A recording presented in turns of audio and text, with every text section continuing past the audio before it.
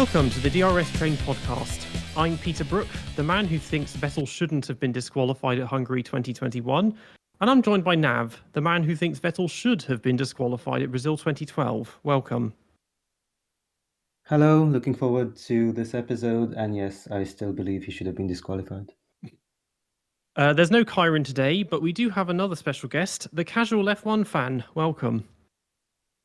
Thanks, Peter. Thanks for having me on. So before we begin, just quickly tell everyone just who you are, what you do, and what's on your channel. So, well, in terms of Formula One, I write for a website called Sportskeeda. I'm also the content strategist for that website, especially for the Formula One vertical. That's where I basically make my bread. As a passion project, I have my own YouTube channel, and again, it goes by the name The Casual F1 Fan. You can check it out on YouTube, and yeah, it's basically where I share my views, pretty much unfiltered, biased, like they should be. So yeah, that's about it. Awesome. So today we have the second of 3 races in the United States this year to discuss, and yet another sprint race. Well, that's a very good start because I heard at the end of the race when Verstappen won that he was the first driver to win 3 races at the same location. And I took a proper minute to understand that that was Crofty saying, oh, there was a sprint race as well. I don't know why they said that. Well, Austin being a sprint race, I'm looking forward to what you guys think, but it's just not that good of a location for me. The sprint race was extremely, just boring. It's not a track where you can really get tire changes, but different tire strategies or the possibility of rain. So I'm not too sure why they even took that decision. Obviously, I guess the biggest news was Daniel Ricciardo coming back into the AlphaTauri. Kind of last minute. I think it was only announced on Wednesday. And he had a good race. We're going to talk about that. But yeah, the fact it was a sprint weekend in the first place, I'm not sure that was the best decision. Yeah. It's not really, as we discussed last week, the circuit, it doesn't really produce standout races. I think it's good for a marketing perspective. It has the spectacle of it, and also I think that's another reason Ricciardo was brought back for this race specifically, because then he can, go up in his cowboy hat and boots and do all of that, basically. Yeah, I think I hate sprints. I hate sprint format. I hate sprint race. I hate everything with the word sprint in it. Especially when you're covering the sport, the last 3 days have been hell for me. And let me be very clear about that. There's one session after the other, and honestly, after the Saturday sprint, you pretty much know how the race is going to pan out. And I think Max was right about it when he said that it kills the suspense of what's going to happen on Sunday. And while we've had some decent ones, I think Qatar was fine, probably because there was an element of variability, as I think Nav pointed out, that a driver could actually excel having a softer tire, and the other can maybe come back later in the race with the medium tire. We didn't have any of that here. Pretty much formation running and nothing. And most of the time that's the case. And either just throw this in the bin or make changes.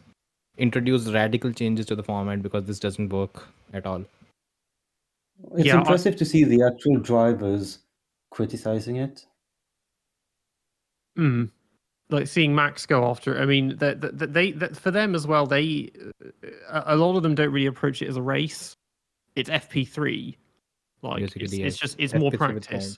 And particularly for the guys at the back, because after the sprint, people were saying, "Oh, look at the gap that Max pulled out of the end to Lewis or whatever." And it's like, do you think Lewis was bothering to push?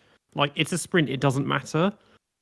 Like, he's not going to needlessly go for the win if it's for something to gain only 8 points or 1 extra point and risk, colliding with him and wrecking the car.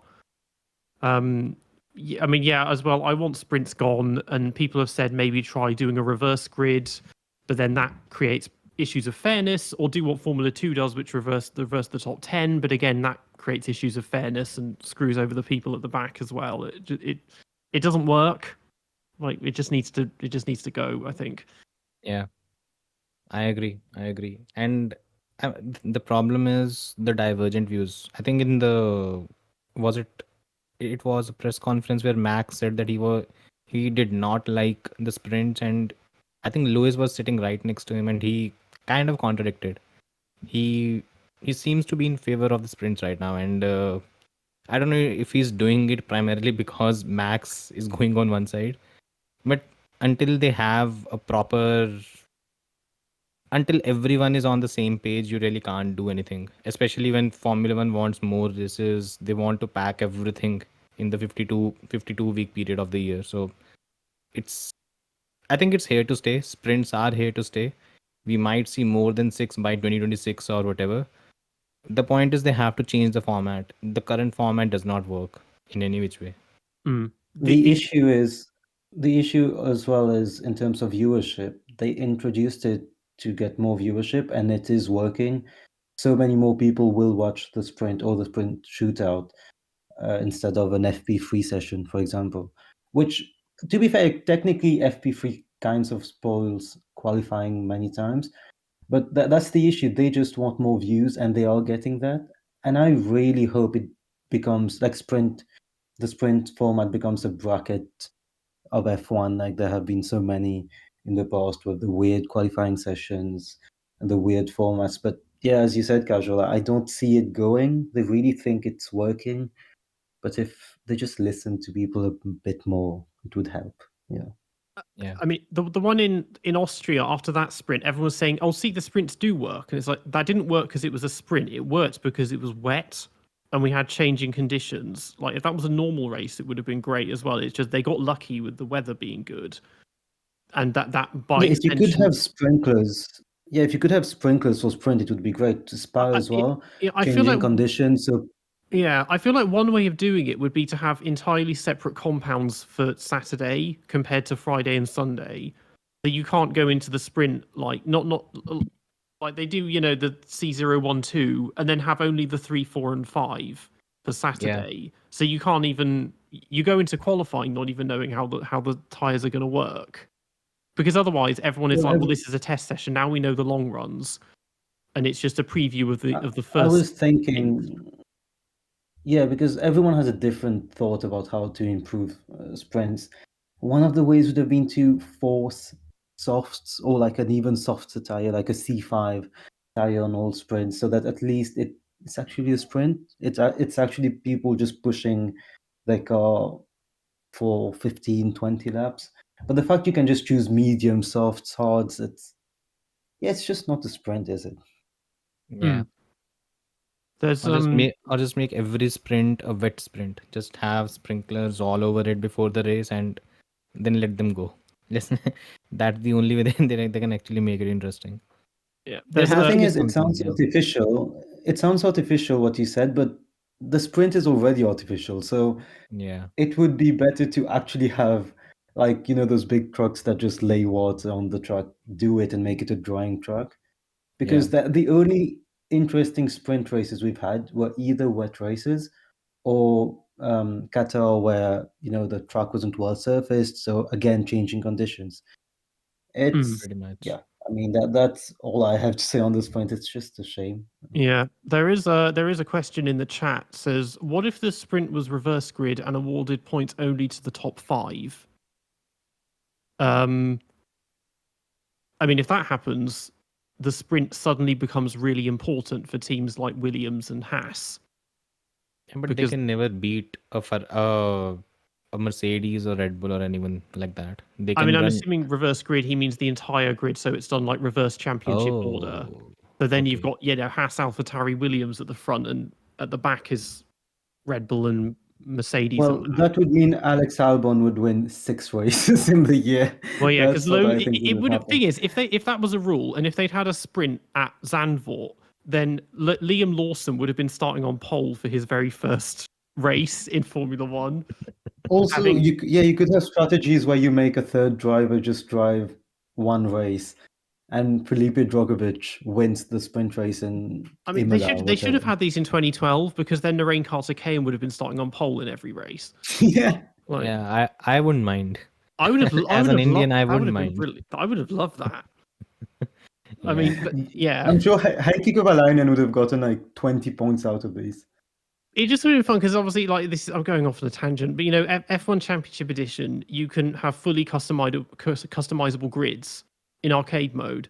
So I would just put the Super Aguris at the front and like Renault and Ferrari at the back, and you could just do that. It'd be like that. It'd be cool, but not really fair in terms of Yeah. fighting for a championship. If this year it wouldn't matter because there is no championship, but it doing this in 2021. It's like okay, it would be like okay, this is War. really taking the piss in terms of putting entertainment over like sporting fairness. Yeah. Having to see Hamilton and Verstappen fight each other and everyone else getting through the field. Yeah. There's a lot. Yeah, at because play if we here. look at I think if we look at what would have happened in 2021, it could have changed the outcome of the championship, and it would have been quite bad for the sport, I would say. worse than what already happened. That's a good point. Mhm. Well, speaking about what happened, if we just look at the actual sprint, lap one, as in many sprints, had some action, and you think that things are going to happen, but the only real action we got was a fantastic scrap for P13 between Alonso, Stroll, Magnussen, and Hülkenberg.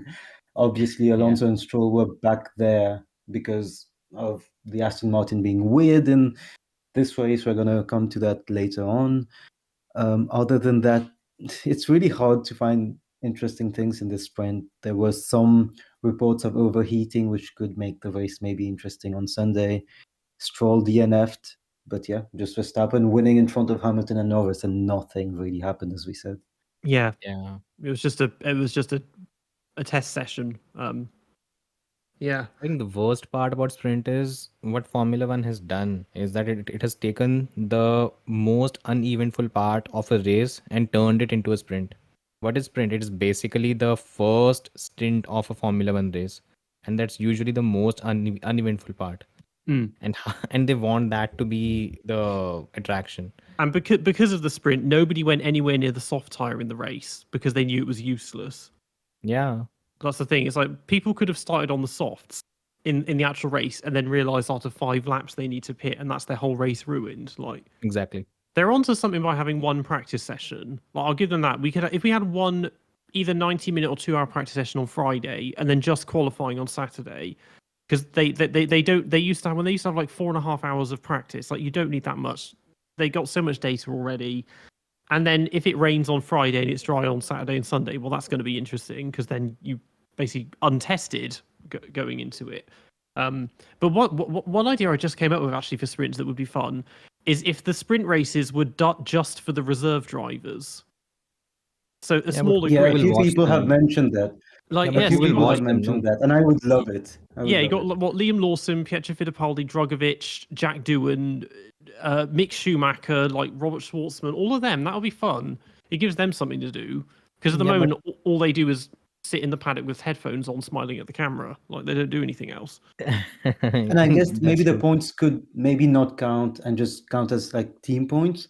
So then they have some purpose, which is giving points to the team. It would be like a separate championship. It would be like a mini championship. So I think the point that they could still get team points for their team, but they would have their own like mini drivers championship. And if you win it, you just get a medal at the end. I don't know.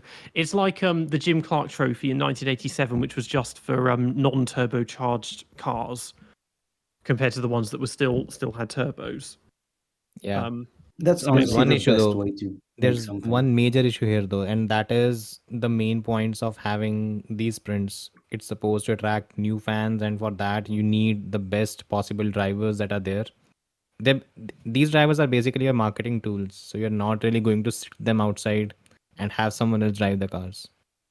The viewership depends on that, right? So that's where the thing is, at the end of the day, they just make a mandatory pit stop, which is basically they turn it into a smaller race. They need to do something to have some kind of either a jeopardy or some kind of prestige attached to a sprint. Unless they do that, there's no why will anyone push? There's really no incentive. All I can think of is a compulsory pit stop, but that again doesn't do much other than prevent you from running the tires as long as you think they could, or just make the sprints an actual sprint. Because when they first introduced these, I thought it was going to be like 5 laps. I didn't think it was going to be a whole stint, because because that's what we see is just tire saving. It's like, it's not a sprint if you're tire saving. You're meant to be sprinting, like you're meant to go all out. So yeah, just make it 5. I mean, it'll be over very quickly. Just make it 5 laps and they're on softs and they have to go. I don't know, force them to put the engines on full power or something. So they have to drive properly. One thing I thought is they could have done like in the 2010s and I think a bit earlier, where the top 10 has to use the same compound as they used in the shootout. That's good. Because the only things we've had that were entertaining, like in Qatar, was because drivers were using different compounds. So if they have to use different compounds without it being some weird gimmick of forcing some to use softs or mediums, and actually just they still have some choice, I think it's the only way. But yet again, we as fans shouldn't have to find solutions for what they implemented, and everyone is always thinking about how can we improve sprint. Well, they should have sorted it out. You could find a different way of doing a grid every race instead of qualifying. Like you could have one race, it's a reverse grid, reverse championship order. Another one where they just pick names out of a hat and you just go in that random order.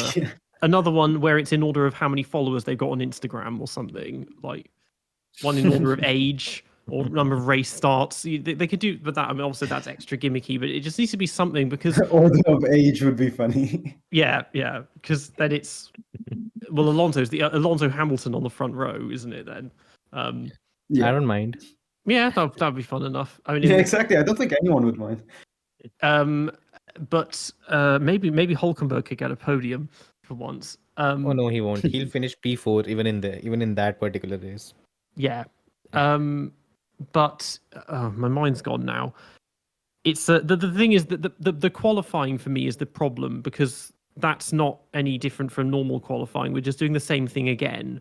And if someone messes up in actual qualifying, they've got a chance to fix that, which is exactly what Max did, to go from 6th to 2nd, or 1st, or whatever it was, in the actual one. Qualifying, actually, Verstappen qualifying 6th, that was a surprise for sure. Leclerc getting pole, we know why it happened, but it gave us some hope.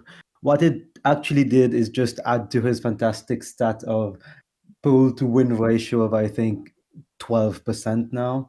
He's got 21 pole positions and he's converted 4 of them into wins. There you go. Yeah, that's less than 20%, which is a really bad turnover. I think it's of course, the car also plays a role. There's no doubt about it. But he I think if we talk about Charles, he would be dejected right now. He went from P1 from pole to P6 and then was kicked out of the race anyways. He needs to leave Ferrari. That's what I keep telling every elite driver. You should not go there. Yeah, he just kind of, I mean, we'll talk about the race itself in a bit, but he just kind of vanished and became invisible in the race, and you'd completely forgotten he started on pole. I mean, even after getting pole, he didn't look that enthused, because he probably knew, well, I'm never going to win it. Like, Max can win from anywhere, and Charles can not win from anywhere. Like, it's can't even win from pole right now. 21. That's a big number. I think he has 5 or 6 wins overall in his career. I think 6 overall, but only 4. 4 of those are from pole. The ones he didn't get from pole: Austria last year, and I think that's it. He has 5 wins. Only 5 wins. Yeah, maybe because obviously the other 2, because 2 in 2019, and then Bahrain, Australia 21 were from pole. Yeah. And then Austria. So I think he's never, only once, and that was from 2nd. Yeah. So that was a sprint weekend as well. I don't know. Yeah. So actual qualifying, and this is where things get confusing, because this happens on the Friday, and then we had to do qualifying all over again the following day. Obviously, as we said, the big story is Max doing 6th, and that was mostly because he had a good lap that got deleted yet again because track limits and once again a thing at this circuit. What's the solution for track limits? I mean, I was watching on YouTube last night, a video came up. Somebody had uploaded the full ITV coverage of the 2002 Spanish Grand Prix. What amazed me was at turn 1, at the edge of the track, there was 2 feet of grass, and then it was a sea of gravel up until the barriers, all the way around turns 1, 2, and 3 at Catalunya. And when now it's just concrete. So maybe grass might be an option. Like the reason why that does not happen is because almost all of these tracks are both Formula One and MotoGP. MotoGP does not work with grass because it becomes too dangerous. Yeah, it's tough to manage in their particular cases. That is why I think even Austria used to have a specific runoff. Even that has been changed entirely. Austin also has the same issue because Austin is both used for MotoGP as well as Formula One. And I think that's the main issue right now. You have tracks that are not custom built for a particular category. It's basically one size fits all. And when you have something like that, you can't make too many changes, and that's why we suffer. Because if we have grass, I'm pretty sure the drivers are not going to go beyond that particular point. Now the runoffs are so huge, it's a joke. I mean, at the high-speed corners, you can keep the runoff, but what you really need is a strip of grass behind the grumble strip, because it only needs to be about a foot wide. That's enough to mean that if you go off the cart, you're going to lose control or spin. But then you're not going to go straight into gravel, and the car's going to go into a barrel roll. Like, you've still got the runoff behind it to try and regain control or not hit the barriers or something. But yeah, it's just when it's just a sea of tarmac, it's like Paul Ricard in that it just doesn't where the curbs are painted on. Yeah, it just doesn't exist. You need the reason they're abusing track limits is because it's too easy and there is no deterrent for doing it. Just look at Zandvoort. The track, whenever you make mistakes, it punishes you, and we had so many crashes and everything. And that is how a track is supposed to be. You make mistake, you get punished. You don't get any of that anymore. It's like To they be have fair, this whole Yeah. No, I was just going to say, to be fair, Austin didn't have many track limit infringements, and even Verstappen's infringement was like a very small one. But yeah, I fully agree. Like in the wider conversation, that there needs to be something. I was pleasantly surprised that at least at Austin it didn't happen a lot, because again, you would think that it would happen a lot. It didn't. But Zandvoort just does it better in terms of, well, we could see, as Casual said, that it serves a purpose. It just serves a purpose to not give them all the space they need. Paul Ricard is the biggest example of, it looks like they just put a car on a, they just put a truck on a, like, on tarmac and didn't put anything around the track. I mean, the one thing it has, I guess, is elevation change, which is missing in a lot of others. yeah.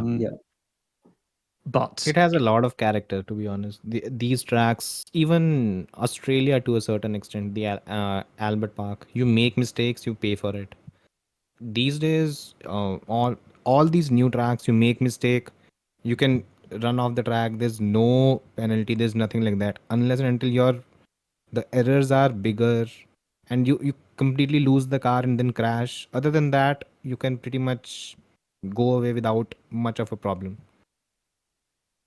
Well, Not a fan of that. one of the races where we saw that was Singapore, with Stroll going off and having to start last, I believe. He also was meant to start from the last row in this race, but that was just not due to a crash, but just the Aston Martin not understanding apparently how the upgrades worked. So when that happened, I think most Aston Martin fans, Alonso fans, were like, it's back to the dark old days of McLaren Honda. We all saw that. We all got a flashback from the McLaren Honda days.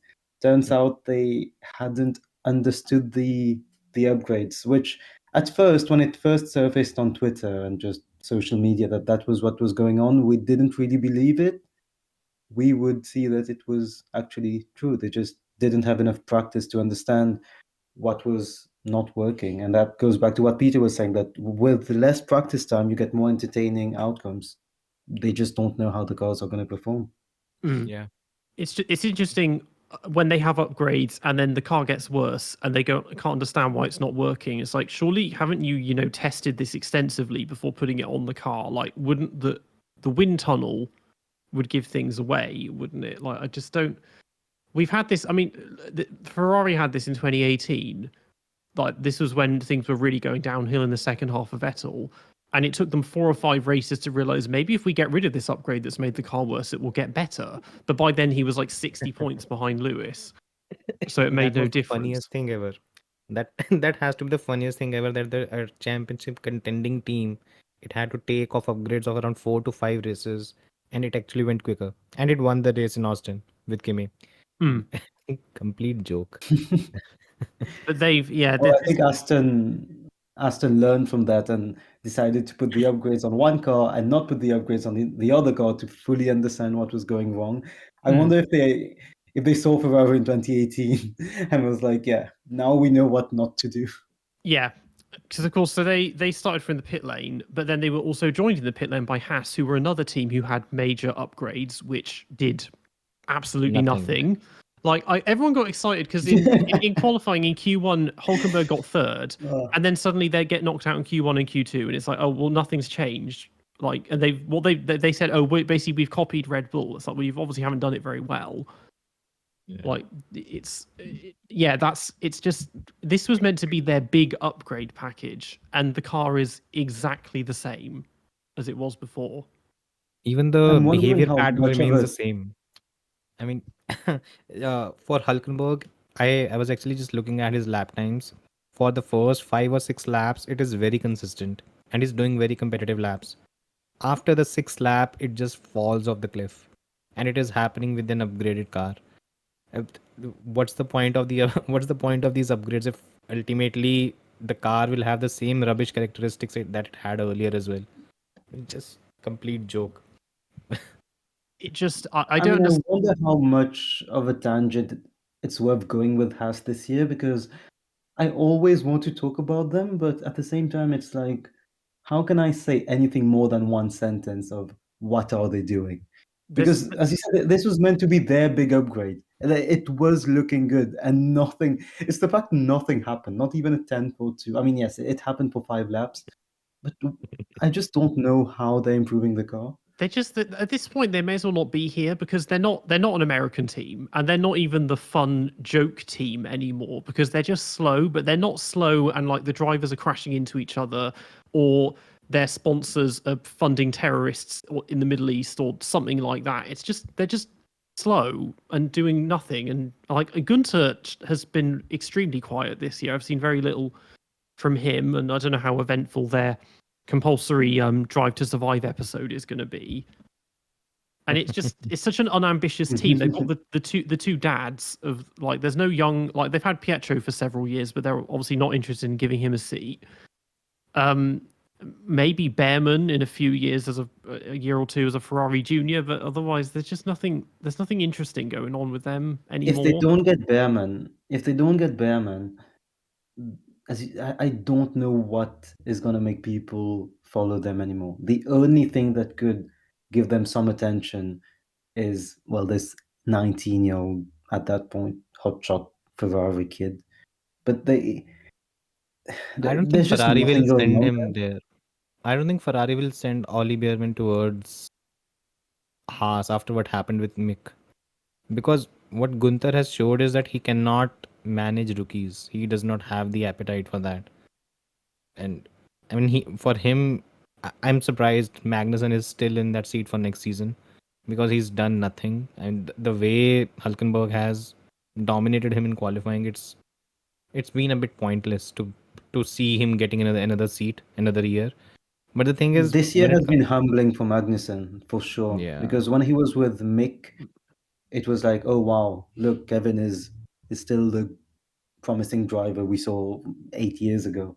And this year, Nico, who hadn't had a drive for 3 years, full-time drive at least, just dominating him in qualifying. I saw a report in Danish, because I have a good friend who's Danish, who told me that turns out they've been using different parts of the car to understand what's better or not, and that has been affecting Kevin's performance compared to Nico's.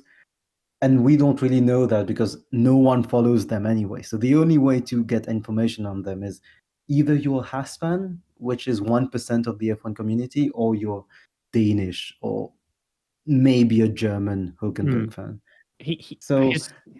His sponsors Jack and Jones must be bringing in a lot of money, I think, for him to still be there. Like he has a points average of like 1.2 as well, which is worse than Stroll. He's just doing absolutely nothing. That's the thing. There are several drivers, and you see them in the races, and it's like, why are you there? You're not doing anything. Yeah. Like, you're not overtaking anyone. You're not pulling off anything amazing. You're just plodding around doing your own thing. He's half a second slower in qualifying than Hülkenberg. That's mediocre. That's basically Sergio. That's what the gap that we have between Max and Sergio. Actually, even it's worse than that.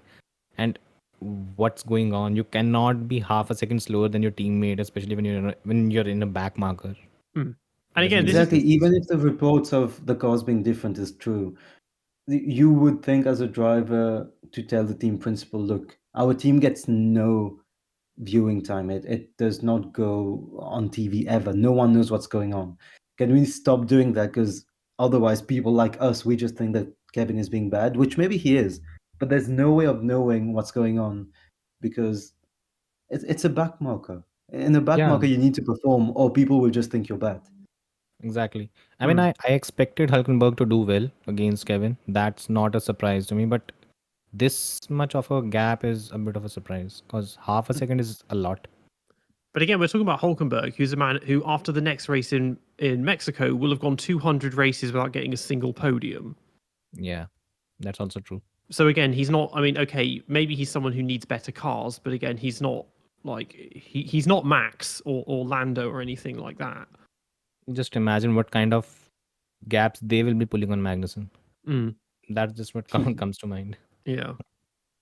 Well, there were not a lot of gaps to be pulled by the Haas at the start of the race because, as Peter said, they were starting from the pit lane alongside Aston Martin, both of them seemingly wanting to understand more on their cars. I think both teams didn't really understand the upgrades. At the front of the grid, very good performance from the two British drivers, Norris and Hamilton, to get P2 and P3, especially Norris, who has been on form for sure, and going into turn one, took the lead.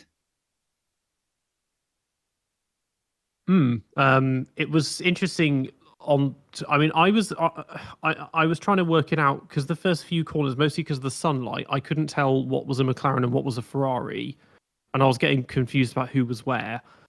But for the first 3 laps, most of F1 Twitter was convinced that Lando was going to win, just because he took the lead at the start.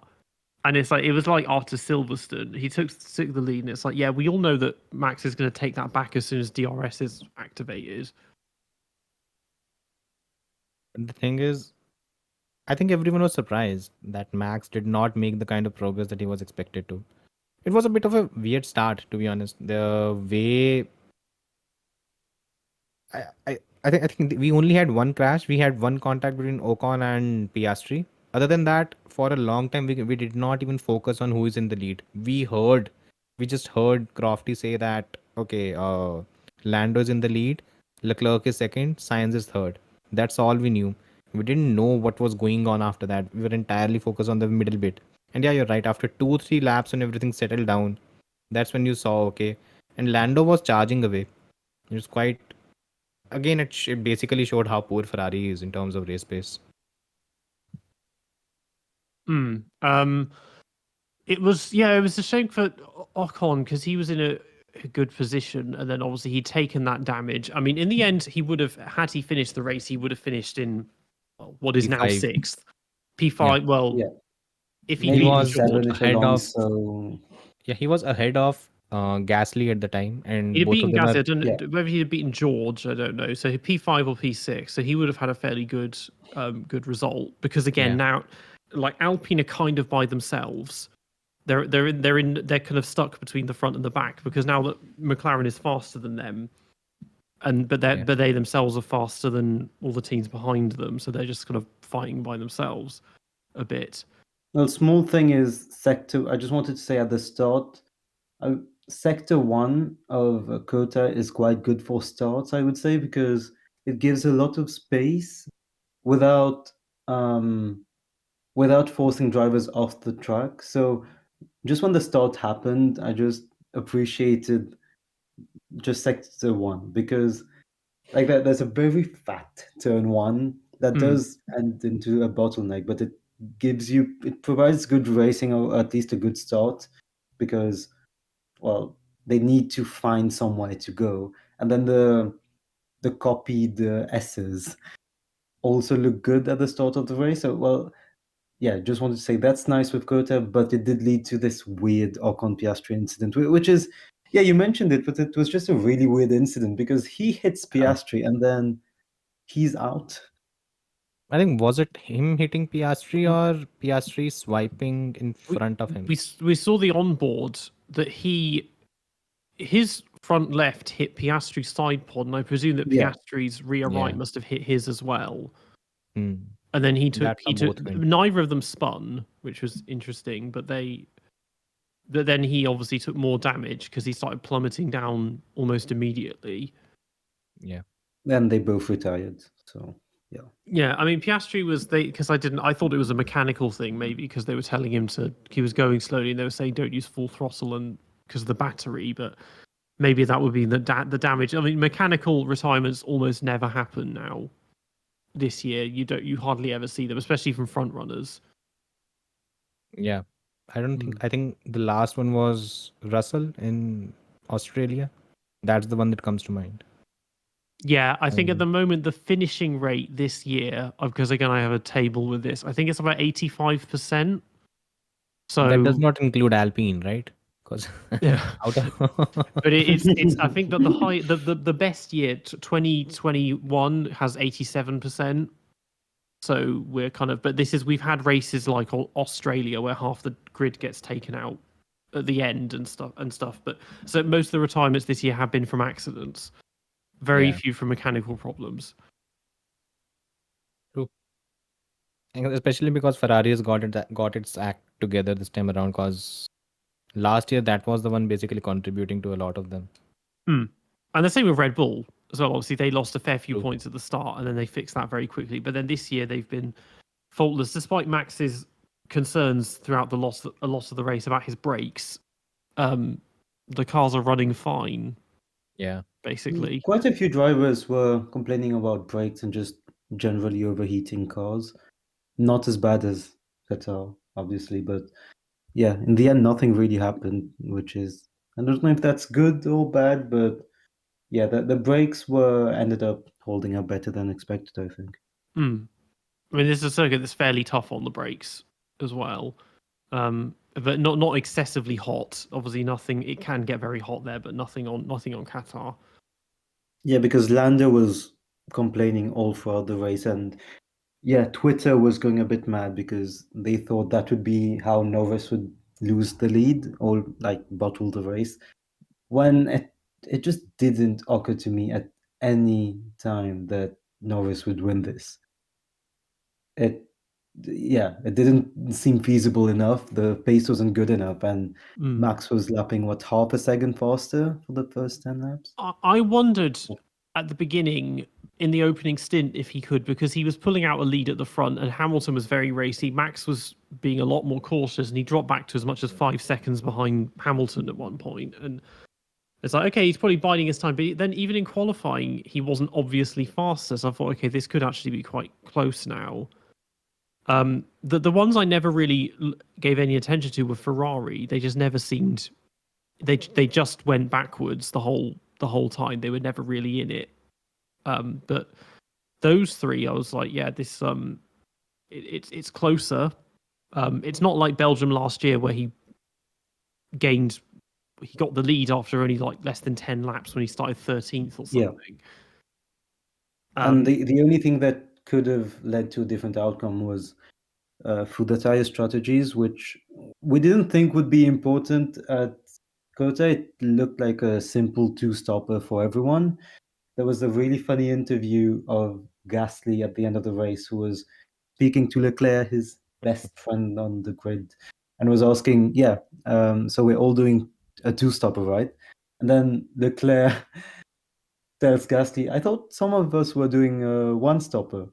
And Gasly just, like, he was really confused when Leclerc said that, and then Leclerc just looked away and thought, okay, maybe we did something wrong.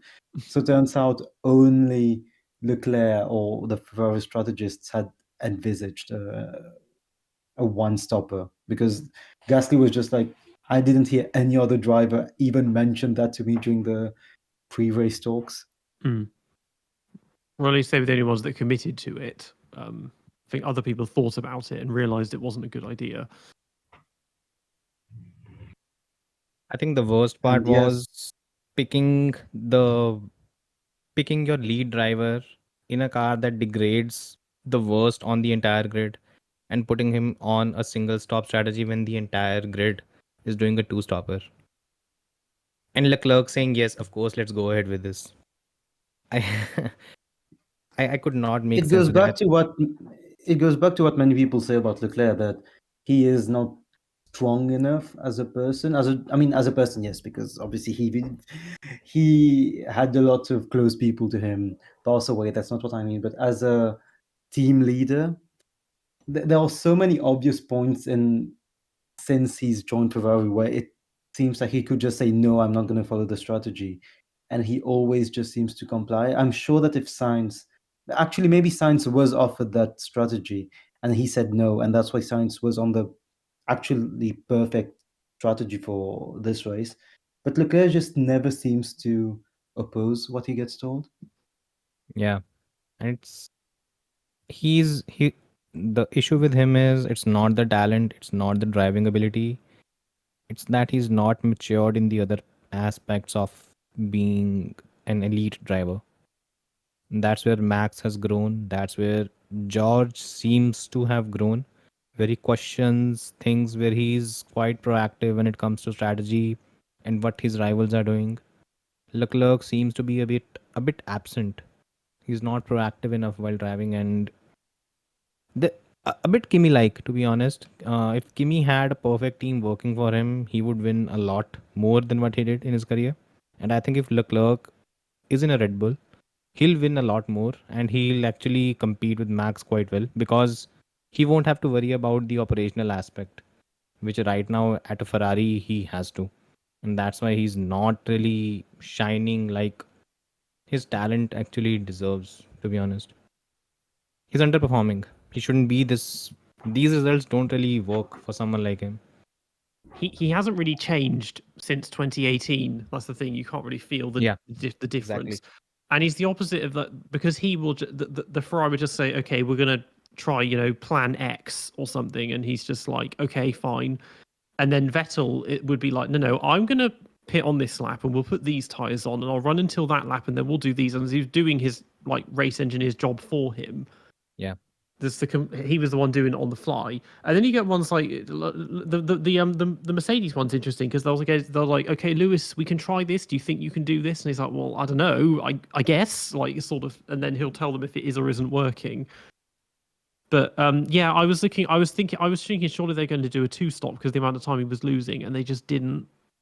And it's like Didn't you make can sense. There's In like any which way. just put him on the softs now. Even there's only a few laps left, and maybe he can at least steal the fastest lap. Like, they just kept like they were like, okay, we dug our hole, so let's just lie in it. I think. Yeah. Has Ferrari changed in any which way since Fred Vasseur has come to that team? In any which way? Not really. I mean, they're not fighting for championships anymore, so it's a bit less obvious when they're screwing things up. But they're still screwing things up. There are some races where things are better, but most of the time they're just kind of clueless still with strategies, and they and you wonder, are they ever going to do Plan A? It's always at least Plan D that ends up being put in place. Yeah, They don't seem to be funny. confident enough to just stick with one thing and go with that. You mentioned the reluctance to go on softs for Lewis, and that was a thing I didn't really understand in this race. Maybe there was really bad tire deg, or the sprint did show us that a bit, but we saw at the end of the race the AlphaTauris were the only teams to do it. And for Lewis in particular, if they had committed to this weird medium hard strategy, which not a lot of drivers did, why didn't he just extend his hard stint, then go on 8 laps, all guns blazing on his softs at the end? They all teams go for the softs less than they should, I think, at the moment. Maybe there are things that we don't know about tire deg, but in many races, I'm just there thinking, why don't they go on softs? This is my thing about people not being aggressive enough with strategies because they're obsessed with tire saving, and it's like just do a 4-stop, like 2 softs and 2 mediums, and just drive at 100%. And if you're like 3-4 seconds a lap faster than everyone else, then maybe it'll pay off. Like they Because spend Alonso did a medium, and he pitted on lap 42. So that's 13 laps left. He went for hards because he had to use a different tire compound. Why didn't he go for softs? And surely softs can last 30 I mean, laps. I think this is the thing. Without the sprint race, maybe he would have, because they wouldn't have known that the softs were going to be useless. But the softs they could have landed. I mean, maybe they were thinking, okay, well, if the idea was that he would push hard the entire time, the softs will wear out too quickly. And maybe this is where we need more tire options than just. We just need more durable tires as well. The soft tire has become a qualifying tire only. You can't really use it in the race anymore. That's a pity, because earlier what used to happen was, even though you could qualify with this tire, it was decent enough for 10 to 12 laps. Now, Nav, as you were saying, that surely a soft tire can last for 13 laps. I don't think it could, because we saw with Sainz. I don't know how long the race was, the sprint, but he fell off very quickly. And they rather thought that if they had a decent offset with Gasly, who they were chasing, then they can maybe pursue him better by having a hard tire as compared to a soft. It just left, and you go for hards instead of softs. That's not F1. The fact that you think that you could gain more time over 13 laps with hards rather than softs, I think, is a bigger issue in F1 that needs to be addressed. Because it's a few years ago, you would have never seen that. They used to have tires that were designed not that you couldn't use them in the race, but that nobody would, because they were obviously only good for quali. Like obviously, this was more the 1980s, when they had ones that would be dead after 2 laps, and that's how they're treating the softs, really. And it just needs more range, because we had that 2018 when we used to have, there was super, ultra, and hyper softs and all the different colors, and it just But then we've had years where, like 10 years ago, 10, 15 years ago, you had prime and option. You had 2 compounds to use, and that seemed to work. It's just annoying. The problem that has happened here is, initially when Pirelli came in, they faced a lot of criticism for doing what Formula 1 wanted it to do, which was build tires that degrade faster. Since then, they've come up with excuses that we don't get to test enough, we don't have enough cars to have enough data and all that. They've used that excuse to build pretty much substandard tires. We don't have a wet weather tire anyways right now. There's no wet weather tire, there's only inters. And Pirelli gets to, and they even extended their contract as a tire supplier. And despite doing substandard job, it's entirely, I think Pirelli needs to take some ownership of it, because it's poor, to be honest. You can't have this kind of attitude. Actually have some standards in building whatever tires you're actually going to use ultimately. I am getting fed up of having tires that don't allow you to push for more than 3 laps at a time. Like with Bridgestone or anyone else, you can still have tires that they have to wear out eventually, but maybe after 20 or 25 laps of pushing really hard. Yeah. I mean, we've seen this in the past. Like Schumacher had lots of drives, like things like Japan '98, where he was just doing like 20 qualifying laps in a row, and because the tires would let him, and eventually they would wear out. It's like maybe we can just have this, because it's like you're just not letting them drive the cars properly. Because especially Singapore does this more than anywhere else. They spend so much time just tire saving.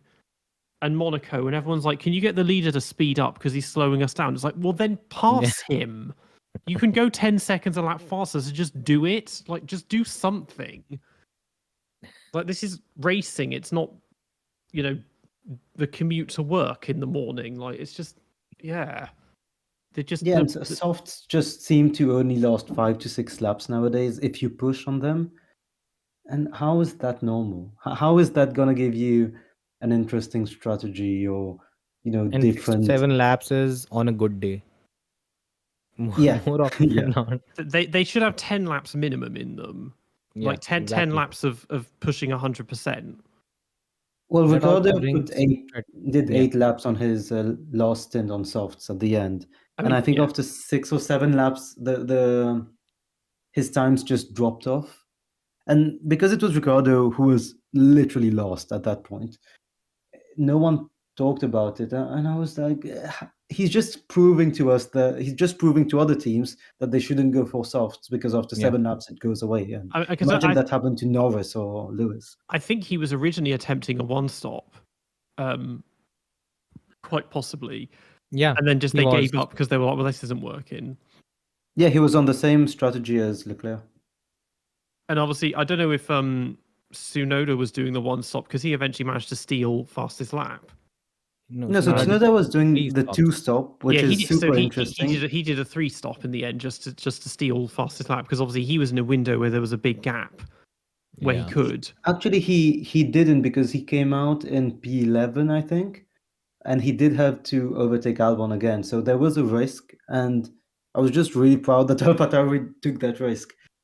He pulled a Kobayashi, pit right at the end, and passed everyone. Exactly. I mean, Albon did have a 5-second time penalty as well. Yeah. I think that's probably why. Without that, they probably wouldn't have risked it. By the way, talking about strategy, that was great to see. Yeah. So, talking about strategy, could Lewis have won the race with better strategy in place? Well, that's why I think we need to think about this middle phase where Lewis didn't want to pit, and then, well, he wanted to pit, and Merck is like, no, stay there, stay for 3 more laps. No one really knows why they did that. And then the pit stop was slow. Yeah. His stint on hards was the shortest stint on the durable tire as well. Yeah. Like there was he could have gone longer on those, or maybe he was pushing hard. I mean, he was being very racy the whole time, really, because he was pushing a lot. He was making gains in the opening stint on everyone, and then but he was complaining because they'd given him so much work to do in the middle stint. Yeah. I think what Mercedes was trying to do initially was they were trying to have enough offset so they can have a single stop race as compared to 2-stop for Norris and Max. But when they saw the amount of time that Lewis was losing, I think there were 2 laps consecutively where he locked up and lost around a second or two in the second sector alone. When they saw that much, what it basically did was in those 5 laps he lost around 10 seconds. That's how far behind he came out. And that is where they kind of lost the race, because the kind of offset they wanted to create, they could not get that done. And then at the end of the stint of the hard tires, the tires were degrading too fast, and he did not want to be a sitting duck in that case as well. Maybe if they had gone with the conventional strategy, which is maybe trying to undercut Norris when he was around 1 to 2 seconds behind him earlier in the race, maybe that might have helped him to win the race. I don't know. But that was a better strategy in my view. They didn't optimize everything. That's what I think. They tried to be too smart and shot themselves in the foot. Because even the pit stops were not optimized. Both of the pit stops were 3.5 seconds. And when you think that he eventually finished, I think, 1.2 seconds behind Verstappen. Faster pit stops, would it have been enough? At least he would have had the eyes on the last lap, that's for sure. So I mean, he gained a huge amount of many time small at the mistakes. end. Yeah. Yeah, I mean, maybe they didn't go into this thinking like we're going to be looking at a win here. Yeah. Admittedly, it seemed like most of the reasons that they had that pace advantage was because both Verstappen and Piastri were having problems with brakes. Verstappen seemed more obviously in Piastri's, maybe it was just instability in the car because he was complaining around turns like 9 to 11. The car wasn't braking well. Norris, yeah, not Piastri. Whereas Verstappen was just moaning about a long brake pedal the whole time, but was still matching him or faster in a lot of points. Yeah. Obviously, it would have been all for naught because he got disqualified anyway. But still. Well, we saw the strategy for most of the top 10. I was just looking at what the back markers or lower midfielders did. And it's really interesting because they all pitted on lap 10. They got rid of their mediums on lap 10, and then they went on like a longer stint, a proper stint maybe, on hards. And only they did that. So for some reason, only the back markers did it. And Albon, not spoken about, but he did 28 laps on used mediums. So between lap 29 and the end of the race, so that gave him P9. And yet again, I have no idea what he does with tires. There must be something, but 29 laps on used tires, on used mediums. As we said, I think that was, I'll just confirm, I think that was the longest stint in the race by any driver, and it was on used mediums. I mean, contrast that to how much Lewis was complaining doing 18 laps on new hards. About how exactly. Albon is he's doing, maybe it's the car, maybe it's one of the few good things the car has is tire wear or tire management. Albon was, if you look at his lap times in the end, he was very lucky. There weren't one or two more laps left in the race because Sargeant was catching him, and he also had a 5-second penalty. And that would have been interesting if Sargeant actually beat him. Yeah. Because Sargeant was, I mean, he got more attention than he would because it's his home race in terms of coverage. But in the first stint, he fell behind all the Astons and Haas's. And I was like, so he can't even stay ahead of the people that started from the pit lane. But then later on in the race, he was making moves on them and other people. So he was doing something, and he didn't crash all weekend, which is a victory in itself for him. So he did. The one thing is for the second pit stop, when everyone, all the back markers went for a second stint on hards, apart from Albon, who went on used mediums. Williams put new mediums on Sargent's car, so he could actually push compared to others. So I do think there is something with that Williams where they have really good tire deg, and he managed to overtake all those cars who were on either used mediums or on hards. And people were like, yeah, Sargeant got lucky, and he did create his luck in this race. He had a good race, as you said. Yeah. I mean, you have to be in 12th to get 10th if two people get disqualified. So he did what he had to do from there. I mean, he qualified 20th, but then he started a net 16th. So that's not bad going, to be honest.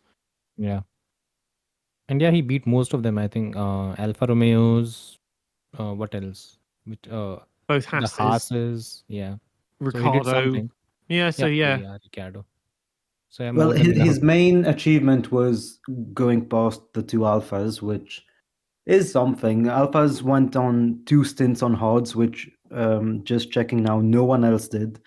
So I think that was an issue, and maybe they threw a few points there. But yeah, Logan, first point for him. First point in 30 years for an American as well, which is insane to say. Oh, actually, look at this. I think Joe has the longest stint. He did 20. Yeah, one more lap. Yeah, he did 29 laps on the hards. Although he got lapped actually as well. But yeah, so him and Bottas were both 1 lap longer than Albon, but they were on new hards, not used mediums. Yeah, which didn't work out at all. I think even Leclerc also had a 33 lap stint, right, on hards. Oh yeah, of course.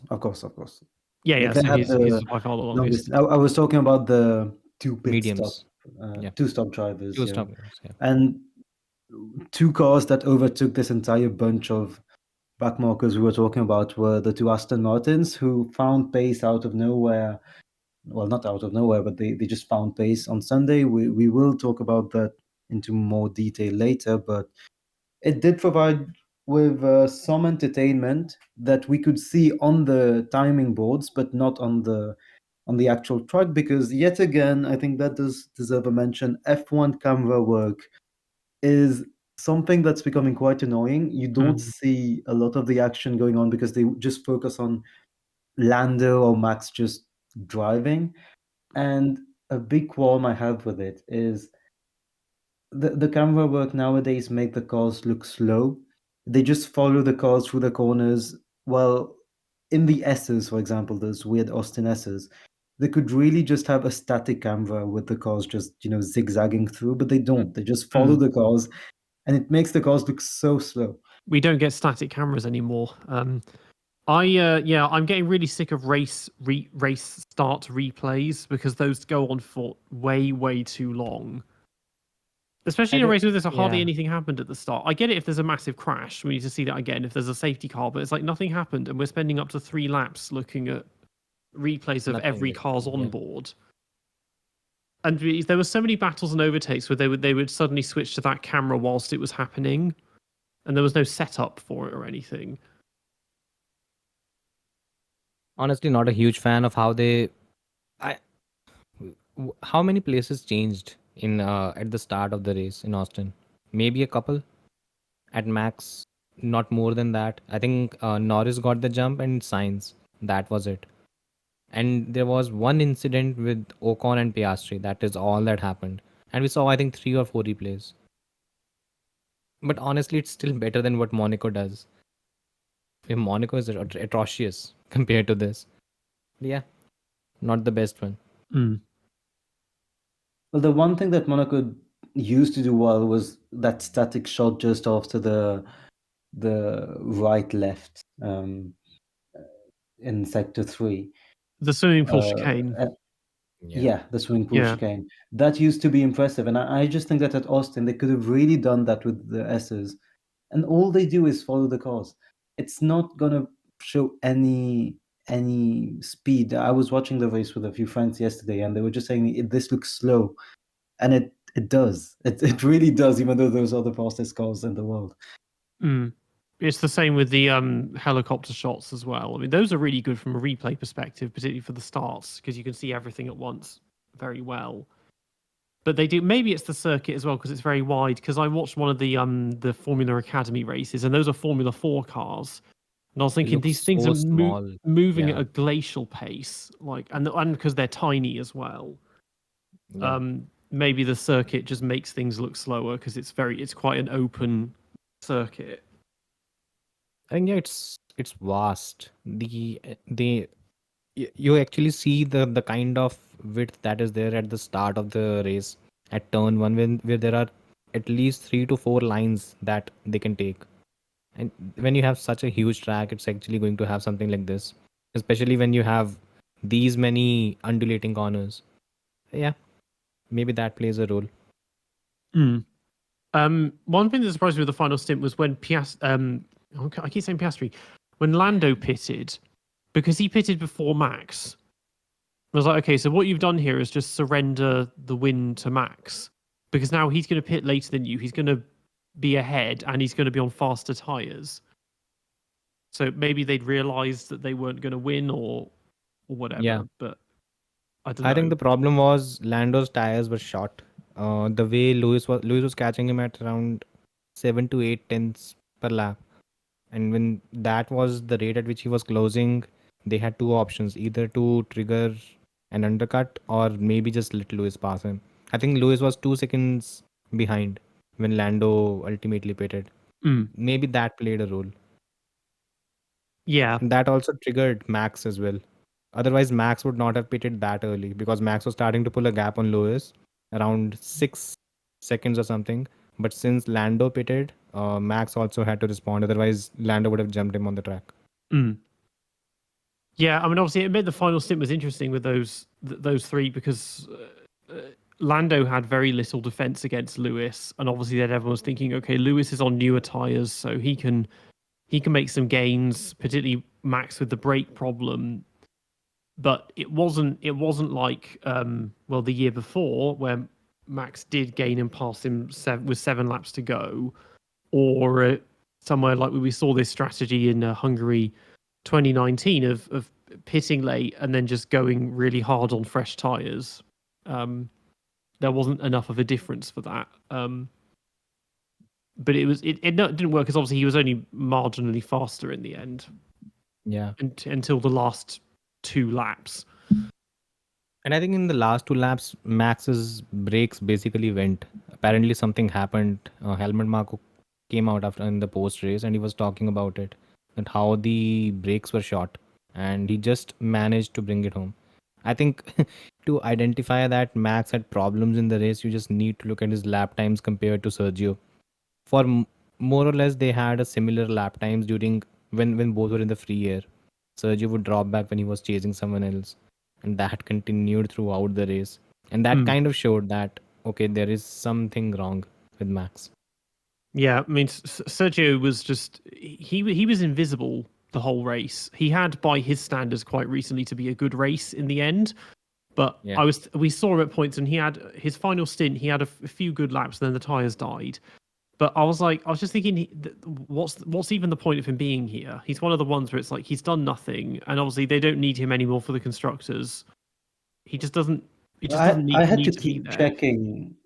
I had to keep checking where Perez was because I thought there was meant to be some competition with Russell, and there was not much going on. So I had to keep checking: is he 5th, 6th, 7th? Because they weren't showing anything really, and he wasn't doing anything.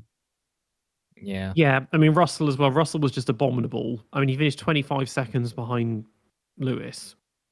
You just on the same strategy. On the same. It was just funny that when they said, I think, did they say, okay, we're going to try, a long stint on the hards. Do you think you can do it? And I think, Lewis just like, maybe, I don't know. And then George is just like, okay, and he's just fine with it. That was quite. I mean, he did a bit of a. They were on the same, but a 1 lap offset. But George just didn't. And again, I'm not sure why Russell. Yeah, again, I'm not sure why Russell didn't go longer on his hards, and then go for 7, 8 laps on softs. He was nowhere. He was 7th in the middle of nowhere. I'm not sure why the teams are just. I mean, we spoke about it, but I didn't really understand why he didn't do that. He could have gotten fastest lap. There was a big enough gap because he was 23 seconds ahead of Gasly, so he could have pitted at the end for fastest lap. Yeah, but Gasly was nursing hards as well. So yeah. I think there is one theory that was doing the rounds on Twitter, as X or Twitter, whatever it is. What I actually came up to was maybe there is some issue when it comes to an introduction of upgrades that Mercedes does, because even earlier in the season what we saw was that the upgrades introduced in Monaco, once they were introduced, Lewis pulled a huge gap on Russell out of the blue. Monaco, he was brilliant. I think in Barcelona he did a great job. From there onwards, Lewis had a huge gap, and then until the summer break, it was Russell playing catch up. Now after the summer break, we've seen George more or less being the quicker driver in qualifying, more or less in the race as well, until this race. And again in this race, we had a huge upgrade package from Mercedes. Now, does that play a role or not? I don't know, but out of the blue, 6 to 7 tenths of a second gap per lap, it's a bit strange, to be honest. The upgrades definitely seem to be Lewis centric recently, at least this year. I mean, last year he was the one testing all of them, and so maybe if they're carrying stuff over from there, that's why, because he's driven on them more.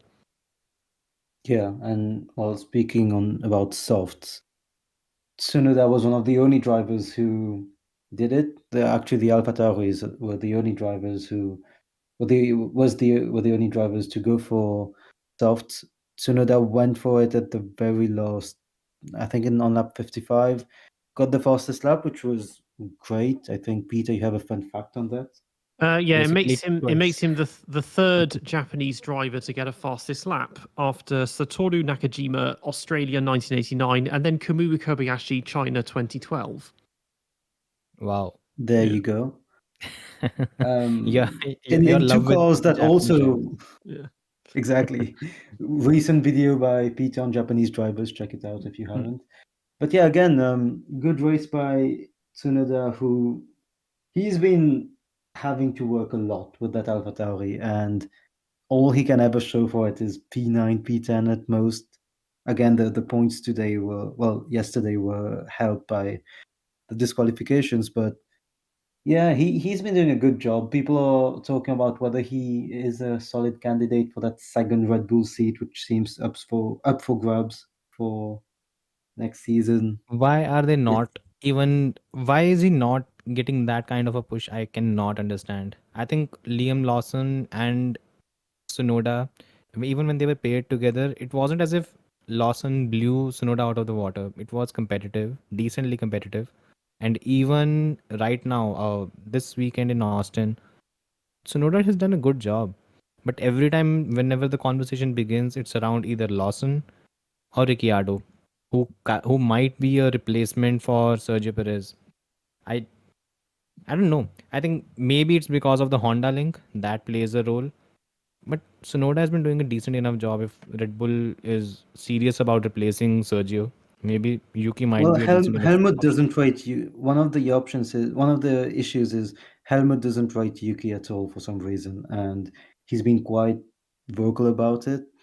There have been big disputes between Christian and Helmut, apparently, from what the paddock says on that matter.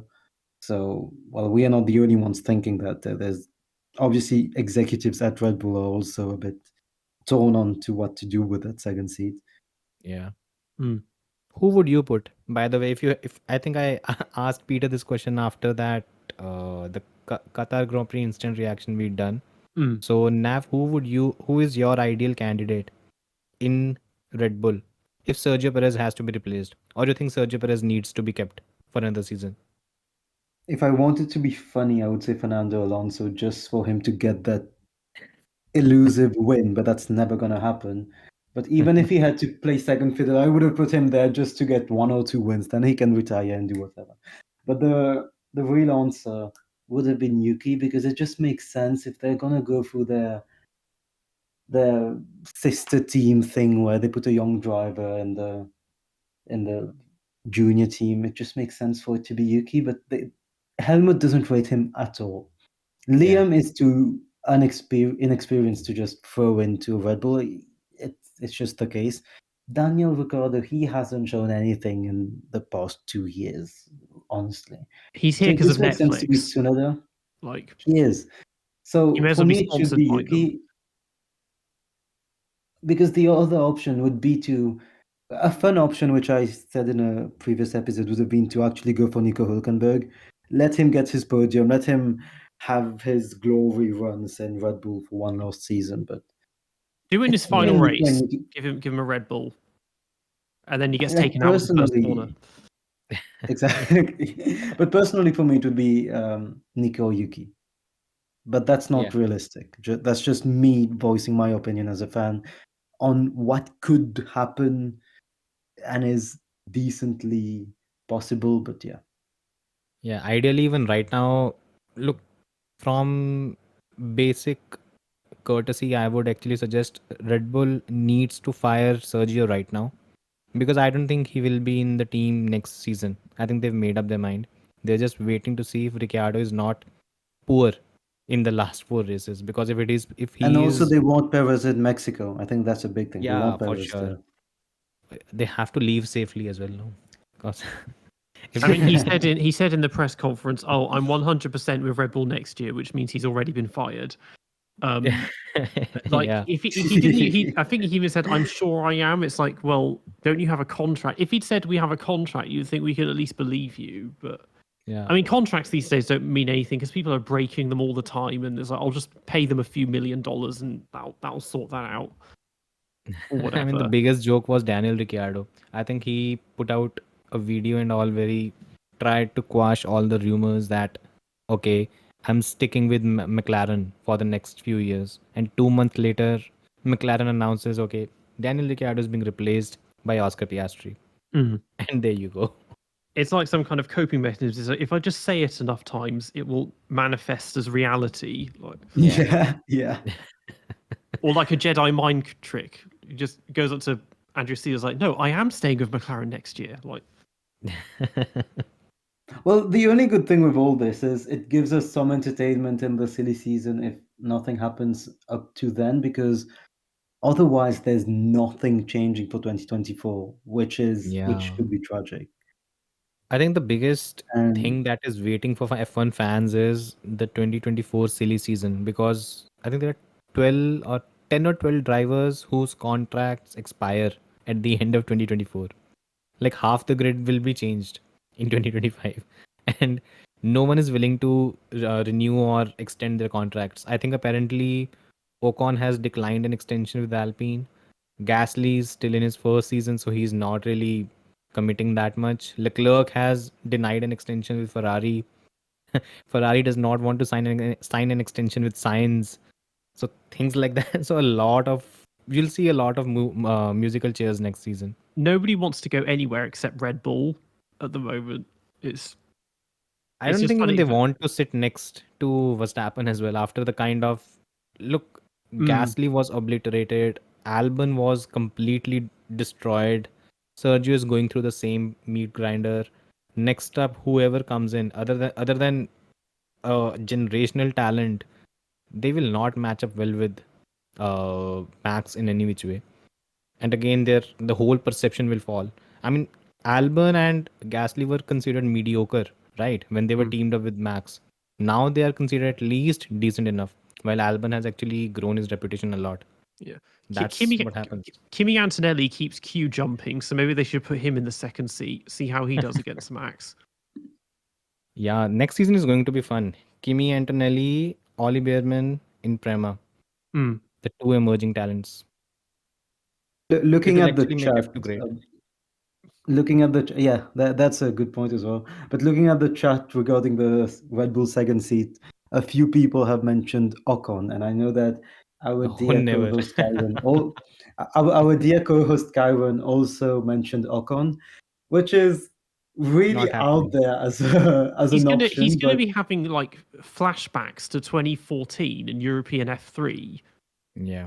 just getting shafted by Verstappen again.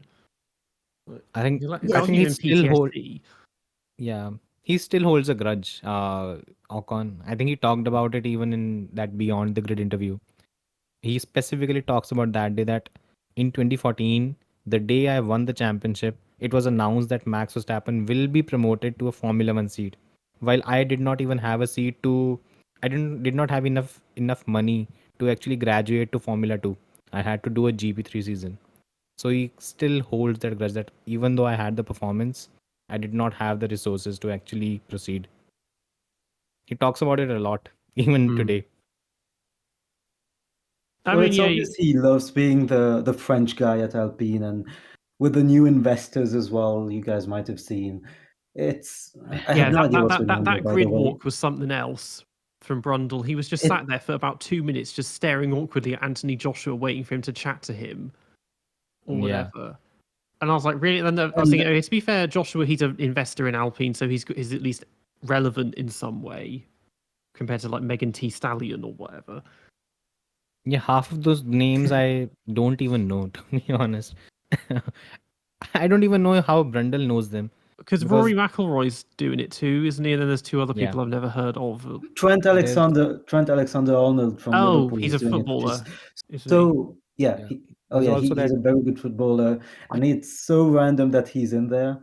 Juan Mata, also very good footballer. All I can think of is because the team has no staff. Maybe they're just grabbing them. It's like, does one of you want to be team principal, and we'll make you technical director or something? Because otherwise, it's really odd. I think they're selling the team off. Forgotten. Yeah, you guys might have forgotten they presented the Ballon d'Or in 2022. So Alonso and Ocon came in the Alpines and presented the Ballon d'Or. And it's just like, what is going on?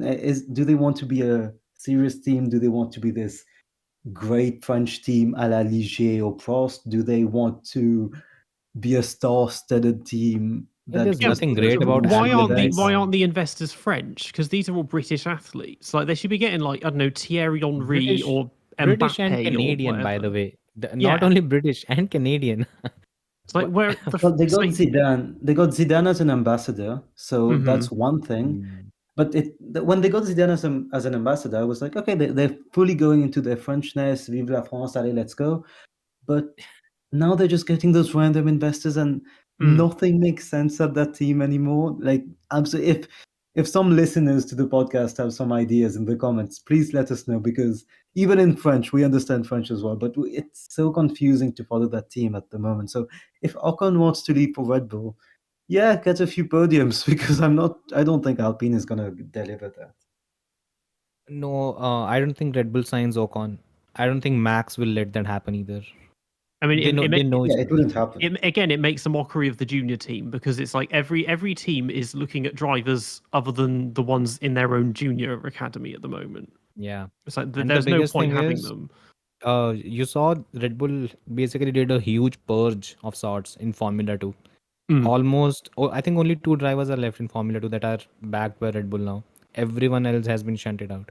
Yeah, they got rid of They got Hauger. rid Jack of Crawford's gone. Fittipaldi and Maloney. Everyone. Yeah. When Everyone they is have gone. they've got rid of them. The Tim Tramnitz is the only new one that's come in recently, or since I did my video on this on the Red Bull junior team. That Alonso prodigy also, no? What's his name? Pepe Marti. Pepe Marti, he's Formula 3. Pepe Marti, he got in. Yeah. He'll probably be an F2 next year, but he's him and Tim Tramnitz. But yeah, they've gone through. Oh, that's over 100 drivers now in the junior team in the past 22 years. That's a lot. It's insane. It's a policy of basically throw drivers at the wall until one of them sticks. And the only ones that have stuck are Verstappen and Vettel. Daniel, Carlos, Gasly. I think they stuck, but not with Red Bull. Like, yeah, I mean, that's fair enough. Yeah, but still, it's still decent talent that has actually made it to the grid. I think the aim has to be to bring talent that reaches Formula One. That is the whole point, right? Don't you think maybe Red Bull gets a little too much flack for its driver academy? I mean, you've done a video on this. You're best placed to actually answer. I think, well, it's Helmut Marko that gets flack because he's just a bit of a fossil and he just says all this stupid stuff, and they haven't. Well, they've made a lot of mistakes in putting. I think the problem is that Max is too good, and they put drivers that normally would be good against him, and they just crumble to pieces. And then they put someone who was never a Red Bull junior, who again was a very, very good driver, and he has crumbled to pieces as well. Like, I don't know, the only way they could fix themselves is to get rid of Max, because he's just a teammate destroyer. Like, you can't. There's nobody seems to have the cojones to be able to stand up to him, or maybe they would if they didn't. The next step seems to be Lando. Because everyone has been talking about Lando going to Red Bull in 2025, and the 2024 driver would just be basically. Yeah, I don't think Lando's that's a smart thing to do either. Lando's got a really good thing going on in McLaren. Like, he should stay there. But I don't think it's a smart thing to have someone like a Lando or a George or even an Ocon specifically, because he's someone who does not admit defeat. I think Nav, if you're a huge Fernando Alonso fan, you'll know it better than anyone else. After what happened last season and the year before at Alpine, Ocon does not. He will not take defeat from a teammate. That's something that he's been very. He's a very proud person. He's extremely proud as a. There's a bit of. I think he talked about it in that. Yeah, again, I'm coming back to that. The Beyond the Grid interview. He talked about this survival tendency that he had, because he said that every year he had to win the championship, otherwise he would not be able to pursue his career. That is how he's lived his life, and he specifically talked about it a lot in that interview, where he said that every year, if I was not winning the championship, I was out. And then all of a sudden there came some sponsorship from Renault, then Renault folded, then out of the blue it was Toto Wolff who I think came in and rescued his career. Otherwise he would not be a Formula 1 driver right now. So He had that no funds at all. Yeah, He had he no nothing. funds. he's the only driver of this generation of probably the past 10 or 20 years that actually came from an ordinary background. He's the Yep. total opposite of drivers like Lando Norris and Lance Stroll, who've always had access to the best cars and the best mechanics and have never needed sponsorship. Like he Yeah. did, he's an old school driver who actually had to work for it. And work a lot because he actually made his way through the ranks with all of these guys. There was Max, who was funded well by his father. Then there was Charles, who had Jean Todd's son, Nicholas Todd, who was basically managing him from the age of 11, 12. Then there was Gasly. Apparently, he was funded by someone, which led to a huge furore between these two. And he's seen all these guys come up together, and all of them have the funding and grow, while he's had to scrape through and make it, and ultimately reach Formula One. And living that's out of what a has been. caravan and stuff with his parents. Yeah. They had to sell their house and everything. So yeah. Which I want to say, all those stories, success stories, it works for Ocon because yes, he's an F1 driver, quite good at it, won a race. Can we just say if he hadn't made it to F1 or if he hadn't won the 2014 championship, what kind of pressure would it have put on an 11-year-old that your parents sell their house and you Yeah. have, like, let's say Ocon wasn't as good. It's one of the most atrocious things that could have happened. Obviously, now it's a really nice story to tell, but it's the same for Max Verstappen. I mean, everyone says Serena Williams, Max Verstappen, Thierry Henry, all those stars, they were forged through like tough parents. But there are so many stories like this which I'm sure go on and we never hear about because the driver's not good enough in Formula 5 or 4, even before you reach an FIA championship. Yeah. And yeah, that's just like a small thing where every time I hear that Ocon story, I'm like, yeah, but that could have gone so wrong. I agree. Yeah, I Lando agree. had all. Yeah, I'm- Lando had all the funds. Yeah. And I think that was tough for Ocon to witness. I'm Yeah. assuming that Ocon's an only child because I don't think his parents would have invested that much if he'd had like a sister or another brother being like, well, what do I get? Are you going to sell your car for me, like to do my thing or something? You need that for that kind of Yeah. that kind of investment, really. Yeah, by the looks of it, that investment paid off well. I mean, he's a Formula One driver, earns millions now. I mean, been Yeah. with Mercedes and Renault, he's been with established brands. I think his life is set. But still, that when he drives, that hunger is there. I think a lot of people talked about how he was very aggressive against Alonso. I think one of the reasons was because if he had seen Alonso smash teammates before Alonso came to Alpine, Ocon did. If that same thing had happened to Ocon would have been fired and he would have been chucked out from the team. He did not want that to happen, and you could see him fighting for every place against Alonso because especially he with had to the beat him. Alpine Academy, being quite Good, packed at that quite good, point. yeah. Yeah. I mean, they had Piastri. Come on. And Exactly. still living like Jack Doohan, who they seem to be setting him good. up for something. They're being proactive with him. Victor Martins has kind of collapsed since joining Formula 2. Well, he's He's still very decent. good. I think He's he's decent, been yeah. unlucky with some incidents, and also he's been a bit crash prone. But I mean- think he has a good chance at becoming a test driver. Yeah. I think what's going He's to happen next season, ultimately, what we are going to see is everyone getting smashed by Ollie Beerman and Kimi Antonelli. That's what we are going to see next season because all these drivers are good, but they are not exceptional. Both Ollie Beerman has impressed me a lot, and even Kimi, whatever I've heard of, I haven't seen him race as much. Freka is a bit tough to judge, but whatever I've seen him seems to be good. So these two drivers are really going to, pretty much hammer everyone else out of the grid. That's what we're going to see. in Zandvoort, Antonelli, he went from 8th to 1st in 3 laps in the rain. So he pulled a Senna and then took the title. But yeah, like Freka, half the grid in Freka is useless. I mean, again, Formula 3, half the grid's useless.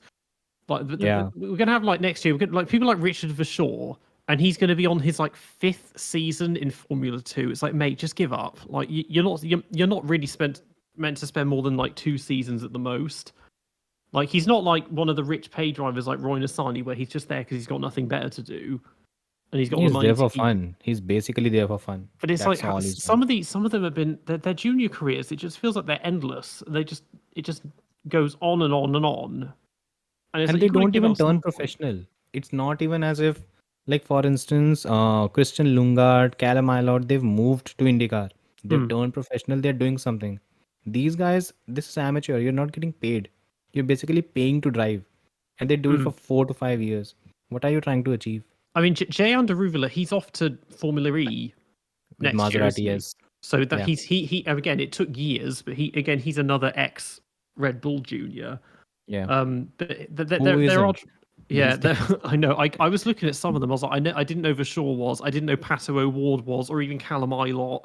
I'd forgotten that Dan Tickton was as well. No, Dan Ticktum I remember because of the kind of shit show that he has pulled far too Yeah, many exactly. times. I remembered just for that. I mean, And also I the only one found I didn't I know who he still don't. was until he joined the Williams. Really, when he was, I didn't know about him when He he was. had a very rocky story with Red Bull, so I think that's why Casual also knows about it. Yeah. He was in It Super. spanned like 3 or 4 years. He was in Super Formula and he got chassis damage at one race, and then they didn't fix it, and his pace went out the window. And they were like, "Okay, this sucks, so we're getting rid of you." They put Pato O'Ward in the car, and he was no better, and then they got rid of him as well. Yeah. The thing that happened with Dan was first he lost to Mick Schumacher, and then in Formula 3, and then he alleged that maybe there's something wrong with the engine or it's something like that. Again, the F1 Reddit is completely on fire with these allegations. After that, I think he also had an incident where I think he abused Nicolas Latifi or something like that. But he said Latifi is poo, Rosberg is a cheat on Twitch. The thing is, he claimed. The thing is, I think it was like a day later the news came out that he'd been dropped by Williams, but he claimed that he'd already been dropped when that happened. Which could well be true. Maybe that's why he said that. The Rosberg is a cheat thing. I'm not sure what that's referring to. Mirabeau, Monaco 2014, Mirabeau. Oh, maybe that's what that was. I was thinking, because otherwise, I was like, the other cheating bit, like, I can't. I seriously doubt he was referring to Keke Rosberg in any. No. Cheated his way to the title in '82 or something. Yeah, that was an impressive title as well. One who's obviously said a lot of stuff he probably shouldn't. Even though it's half the time. Yeah. Speaking about drivers who just spent way too much time in some series without any prospects, that leads us to the questions section of the podcast, where we will be covering a range of questions asked by the audience in previous discussions, or just questions that might be arising from the audience while listening to the podcast. And one such driver is, of course, Lance Stroll, who had upgrades this race, as we said. And one of the things we were thinking about was, should Aston Martin keep the upgrades as they are? Because Stroll obviously had a very good race for once. He had scored, I think, 2 points in the last 6 races before this one. And, well, he had a good race finally. Alonso had a very good race as well, with no upgrades. His former setup seemingly working better. So, yeah. I mean, if it works for them, yeah, they may as well keep it that way. It did just surprise me their rate, considering how qualifying was their race pace in the end. But this isn't really a qualifying car. It is better in races anyway. And neither of the drivers are particularly good in qualifying either, so I think that makes a difference too, probably. I think the bigger concern has to be the bigger concern has to be the fact that they were supposed to make improvements with this car. They were fifth fastest when they came to Austin. In Austin, they were sixth fastest overall. They finished behind an Alpine as well. So, if we are talking about, if we're taking things into perspective, is it entire? Because by the way, they're also bringing another set of upgrades in Mexico as well. So maybe they'll fix things. Who knows? The bigger question has to be, what the hell is going on with the team? Why have they suddenly lost direction? Because I have one theory which I'm not entirely sure about, and that theory is they whether they've done something similar to the Racing Point of 2020. They built a Red Bull replica, and now they don't know the direction that they need to take. I might be wrong, but there seems to be some issue with a key basic understanding of the car, and you don't really see that in Formula One as much as we're seeing right now. The car has always been very draggy all season, so that's where it differs, I think, from Red Bull. Yeah, I've seen a Yeah, few that's true. people wonder that, but yeah, I think the memes, this is one of the instances where the memes took over and people actually thought that the Aston was a green bull. But yeah, the car was quite different. I think that one thing that is more obvious, which again I have mentioned in previous episodes, and Ciaron obviously has mentioned a few times, is Alonso is not a good development driver at all, and there is a tendency in many of his Alonso cars curse where you're you can talking about. see the Alonso curse is something where yes, he tends to go to a team that isn't in a good shape, but there is something that is not a curse, I would say, where it's just him not being good at developing cars, partly because I've said it before, he's actually so good at driving anything that engineers give him any piece of crap and he will be performing in it. So then it becomes really hard for engineers to work on it. I mean, I think in episode 3 we went on detail on that. So if listeners want to have a listen, they could look at that. But for once, it seems like Aston actually did something good and the upgrades did work in the race. I said it, but Alonso had the same pace as Max. Stroll had the same pace as Lewis, and they had the highest top speed as well, which is very unlike Aston Martin. They've struggled with top speed all throughout the season. There are shouts that Mexico could be a really good race for them, Interlagos especially, but who knows? That's the thing. As Casual said, you never know the direction with this Aston Martin team. Yeah. Mhm. I'm look the hype that was there behind Aston at the start of the season, it's gone now. Because if someone had told me after the first 6 7 races this season that Aston Martin is going to be a potential championship contender in 2024, I would have agreed hands down. There was no doubt in my mind that that is going to happen. Now I feel next season what we are going to see is that the pecking order is going to stay more or less the same. The top 4 teams will separate themselves, and then we'll have Aston Martin and Alpine doing whatever they're doing right now. I don't know. So Aston you can think make the same Aston jump again. Martin will be? You think Aston Martin will be outside the top teams then? Yeah, I don't think they'll be in the front. They'll not be a consistent podium contender. They've not been, to be honest. After what was it, Austria? There's been one race in Zandvoort where honestly Alonso pulled his magic. That was just brilliant from him. But the car has not really been there. I don't think they can actually get. I don't think they can return to the levels that they were earlier this season, because they're not really showing that kind of. They're not showing the understanding of the car to build from here. For any team to develop a particular package, you need to have a clear understanding of, okay, if you're putting X into the car, it should yield Y in terms of lap time. That is not really happening. Every time they've put something on the car, the Canada upgrade, when it was added, it worked in Canada, but the car went back afterwards. Then you talk about the recent upgrade once again, they had no clue how to manage it. So it just leaves me a bit worried of how they're going to Yeah, bounce back from this. And I won't blame Alonso apparently for it, this to one be honest. was. Yeah. That's fair. I think this one they blamed the fact that they had no practice sessions a lot, which I doubted at first. It seems like it was true because yeah, during the race they had But incredible everyone had pace no after. practice. Yeah. Like, Yeah, but they had no practice to understand their new upgrade package, which mm, was substantial. That's what they said. I'm not defending them. Just it mm. kind of makes sense because instantly during the race, it makes no sense why they would be second slowest in quali then second fastest in the race otherwise. So I think this is one of those where we will only know next week after the Mexican Grand Prix, because if I it think doesn't Mexico work in is a Mexico, flukish race because because it's at high altitude, the yeah, engines work differently. That might not be the best race for us to have a true understanding. Maybe by Brazil, probably, but again, Brazil yeah, is also at by high Brazil. altitude. Mm.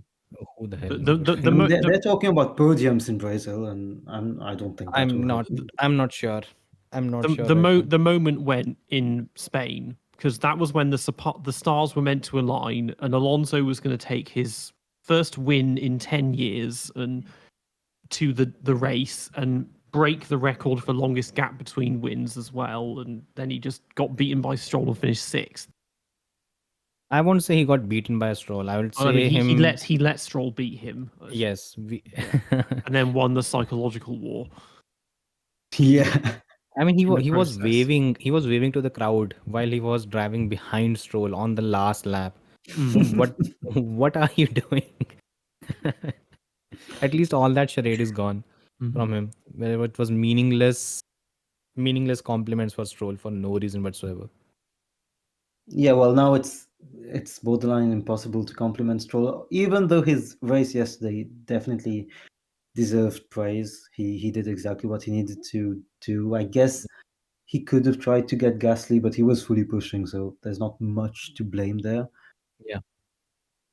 But the thing is, Stroll is And capable of these races once in 12 months. So now he's done that. yes, Now we'll have to yeah. wait for 12 months where he turns up again. Mm. Someone said that maybe someone broke his wrists again, so he drove back in Bahrain, That was which was the me. last time. Or I suggested breaking his wrists again because he drove better when they were broken. Yeah, well, that was a good race for him finally. And yeah, one of the other questions was about the team that seemingly swapped cars with Aston Martin, if that makes any sense, or at least swapped form is the better term. McLaren have become very good at this point. Norris comfortably in the top three yet again. But will they keep the momentum going into 2024? I see no reason why not. Piastri's getting into a groove. Lando's got a lot of experience now. He's on 100 races under his belt. There's no significant technical changes next year, so why not? Really? Yeah. I think there's one. I think McLaren has to prepare itself for one of the biggest intra team rivalries that's going to be there in F1. Because more than the volatility of the Mercedes lineup, which will be there between George and Lewis, I think shit's going to hit the roof between Oscar Piastri and Lando Norris. I'm pretty sure about that because Norris has established himself, and Oscar, after this first season, I think I feel he will be well placed to challenge uh, Lando on a regular basis. And if that happens, again, they're fighting for wins or podiums with regularity. It's going to, well, fireworks. Expect fireworks at McLaren. And yeah, they'll be fighting at the front for sure. Yeah. I mean, particularly if it becomes a battle of mind games, I think it's one that Oscar can win because he is just so blank and carefree. Whereas Lando at the beginning of the year, he wasn't complaining so much about Oscar, but he was complaining about the situation with the car a lot more. So maybe that would get to him more. I don't know. There's one thing that actually was a bit of a red flag for me in Austin when it came to Lando, and that was entirely his final stint. Out of the blue, he pushed too hard with his tires, and by the end of the race, he was slower than a Ferrari, which is unacceptable. And that was entirely because of the pressure that he was under from Lewis and from Max. He Mm. basically, and this is something that might not get pointed out quite clearly, but it did appear that he slightly, you can say, froze under pressure or something just undercooked, and that showed.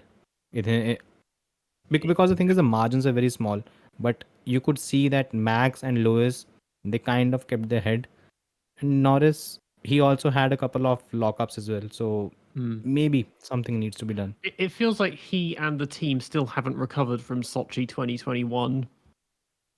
That just kind of broke them, I think, and he still has that in the back of his mind. Yeah, I think that will stay until he wins the race, because he's now on 12 podiums with no wins. So he's matching Stefan Johansson, and then Nick Heidfeld's on 13 with no wins.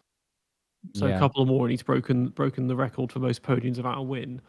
Yeah, but in all fairness, I don't think Heidfeld ever had the cars as capable as Norris has right now.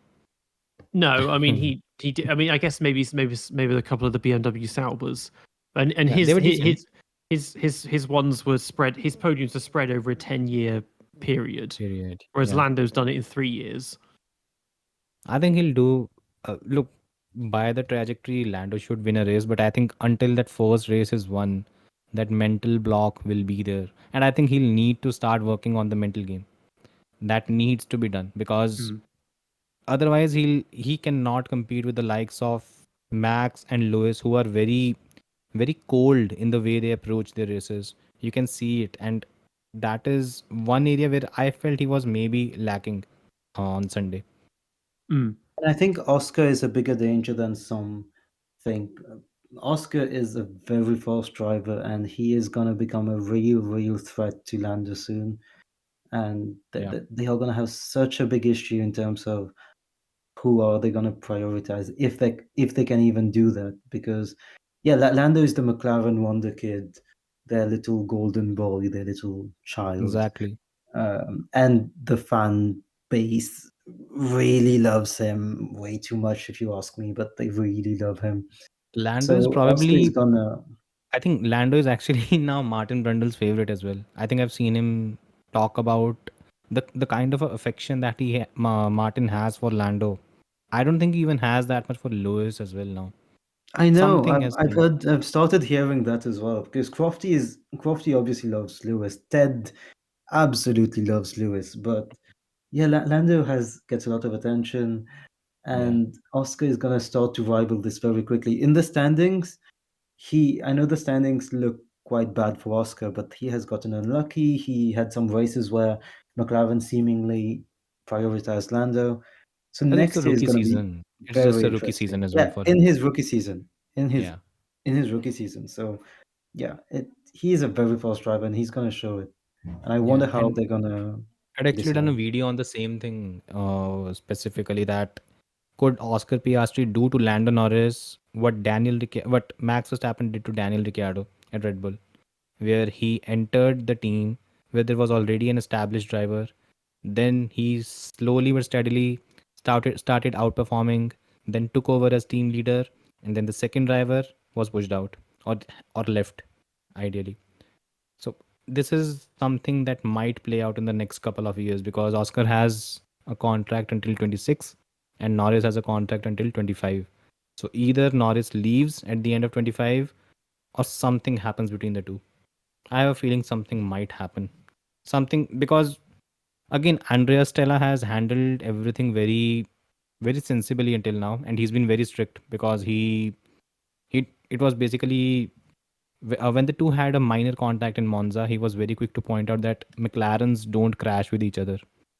Now, when you have that attitude, again, it helps you on one side, but there's also this question of, will that ultimately hold when these two are fighting for a race win, or if somehow McLaren is able to challenge Red Bull for a title, what's going to happen then? So a lot of questions at McLaren right now. We could have a Prost Senna thing, but Piastri doesn't care nearly enough to be Senna, and Lando's brain is the size of a peanut, so it's maybe not such an apt comparison. And they're the same age as well. I think Lando is just a year older, while Prost and Senna were 5-6 2 years younger. Yeah, Prost and Senna, there was like a 6 years? 5 years, I think, between them. I think it was 39. Prost was 39 when he retired in 93, and Senna was 33 or 34 at the time. So 1954 and 1960, I think, was their birth years. So yeah, something like that. But yeah, so yeah, not the 10 years between Webber and Vettel, but still quite big. Yeah, no, between Ricciardo and Verstappen. Oh, there was 8 years between them, 89 and 6. 97. No, so yeah, you're right. 8 years. Mm. That's I think that's the whole point where Oscar could beat Norris, but the thing is, in case of Max versus Ricciardo, I think everyone thinks that okay, the battle was very competitive and everything, but there was a point after Monaco 2018 where Max took over at Red Bull. I think he had like a 10 race stint where he out qualified Ricciardo in every race. Mm. And that is similar to what he's done to Gasly, Albon, and Checo right now. So basically, Ricciardo was getting that treatment while he was leaving the team, and people think that maybe Ricciardo coming back would see a more competitive thing. Maybe not. Maybe we might not even have that. And I don't think that kind of advantage that Verstappen was able to gain over Ricciardo. I don't think either Norris or Oscar can have that compared to each other. So yeah, that is something that I feel, because look, Verstappen was a different talent to me, to be fair. Yeah, so for the final question, and this is something that's become very topical this morning, if you've woken up in Europe, to a new race result. Should every car be inspected after Parc Ferme? Because we had 4 cars picked at random by Parc Ferme, which was Hamilton, Leclerc, Verstappen, and I'm going to say Lando, but I can't remember what the 4th one was. And 2 of them got disqualified for illegal excessive plank wear, which is not unheard of, but is still quite a rare thing to happen. I think it's tricky because I think it was Mike Caulfield, someone who probably has worked with the Haas, who came out and said that something like this is not feasible. That every car with the plethora of parts, you cannot check every car and everything after the race, because then it will take 2 days to finally to provide a conclusive, basically provide a conclusive result that okay, these are the inspections and these are the results. So that's why random tests are done. But that is one part of the equation. The second part is, what if there are 4 cars that have been tested, and out of these 4 we already see a 50% 50% rate of cars being illegal. Technically they were illegal. If in the next 16 cars there are some cars that are illegal as well, and you're not testing them, then this basically it becomes a lottery of sorts.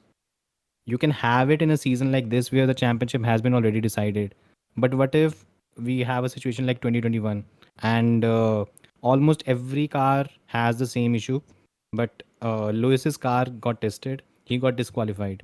Max's car also had an issue, but since it was not investigated, he was able to get away scot free with this and gain a championship advantage. What will we do in that particular scenario?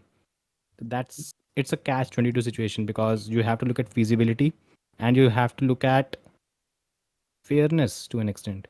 If it's a case of it takes too long because to do it, they would just need to hire a lot more people, like assign 1 person per car. And if they all have a very clear rule book in front of them that says check for this if it violates this, so it's not subjective at all, then it's you don't get the issues of bias necessarily, or if it then has to be cross-examined by somebody else to verify what they've said is correct, then there is a way that it could be done for everyone.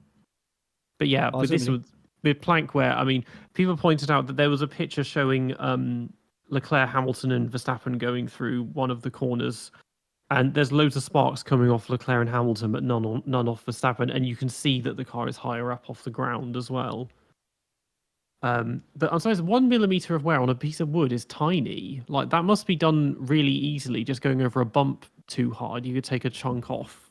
Like, so Yeah, I'm but they're surprised. built Yeah, I was telling Peter off camera, I'm sure that there are many races where, well, you just see sparks everywhere. Like even Bahrain, you always see loads of sparks on the car. And yeah, that might not be exactly the plank. It might be the floor.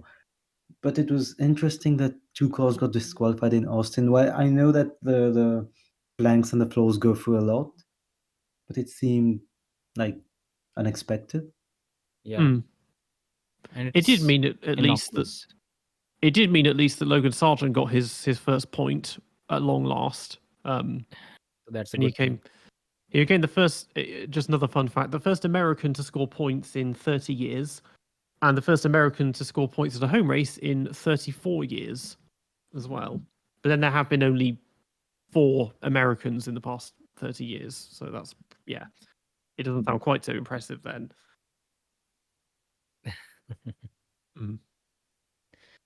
Yeah, I think it's right now what we're looking at is. By the way, do you think he keeps his seat, Logan? At this point, yes, because they've kind of snuffed Mick. Nobody in their junior team is ready. Liam Lawson doesn't want Liam to said see. no. Yeah, Liam said What no. they're being very kind of congenial and very sympathetic to him and trying to foster a positive environment. So maybe they do want to keep him. And his billionaire uncle is a factor There's as a well. billionaire uncle as well. Yeah, his uncle's a billionaire. He's got some dealings with Trump. I think this is why everyone's convinced that Logan is like some kind of hard right MAGA bro, because his dad's a businessman and has I mean, I've done never some stuff with understood the Trump. whole. I've never understood the whole political side of F1 because I think I'm pretty sure more than half of the Formula One grid, if you actually sat down and asked their political opinions, they will have opinions that will actually make you feel violated. Because, first of all, they're not educated enough in that particular field. So, I mean, taking that thing and holding it against a driver is something I cannot really understand because. Yeah. I mean, the only one that's obviously like a left wing progressive is Lewis. The rest of them, I mean, they're so rich and privileged and so out of touch with the world. They probably don't Reality. have Yeah, they probably don't have many political opinions, to be honest. exactly. Yeah. And they'll They probably won't and even know. if they do vote, they probably vote for right wing parties that aren't going to tax them into oblivion. Yeah. And can you blame them? Mm. Because that is the kind of thought process that they've built. Everyone thinks from their own perspective, and that is what they have, and they don't really have the kind of nuance. Look, they've excelled in a particular field in their life, and they have decent money. I don't think they even bother themselves with all these things. But they Nah, don't need to. They have enough money that doesn't affect them. True. Basically, and Exactly. whatever's going on in Parliament, that it doesn't affect them. And if it does, they Yeah. can hop on their private jet and go move to a tax haven, which is what most of them have done already by living in Monaco. I think. But Yeah. yeah, Go ahead. I was just gonna say I think we need to move on now to the race ranking segment. So for that, we should have our top 3 drivers of the race, the flop, and then we rank the race itself. Top 3 drivers of the race. Well, Max, obviously, for me, Max is an obvious one. I think Alonso was good. I turned Tsunoda too, just to be a bit different. And how will you rank them? This is your 1 to 3. It's in no order. That's just the top 3. Okay. Yeah. Okay. So Nav, what's your order? Well, in my case, yeah, Alonso had a really good race, so throwing him in. Max is just harsh to not put him there. And Tsunoda, well, I'm thinking of who I can put to be a bit different. Logan I guess Sargent. Sargeant, yeah, well, yeah, Sargeant, he had a point. So, Carlos Sainz actually did everything that he had to do. It's hard to put him as top 3, but I would still throw him in there.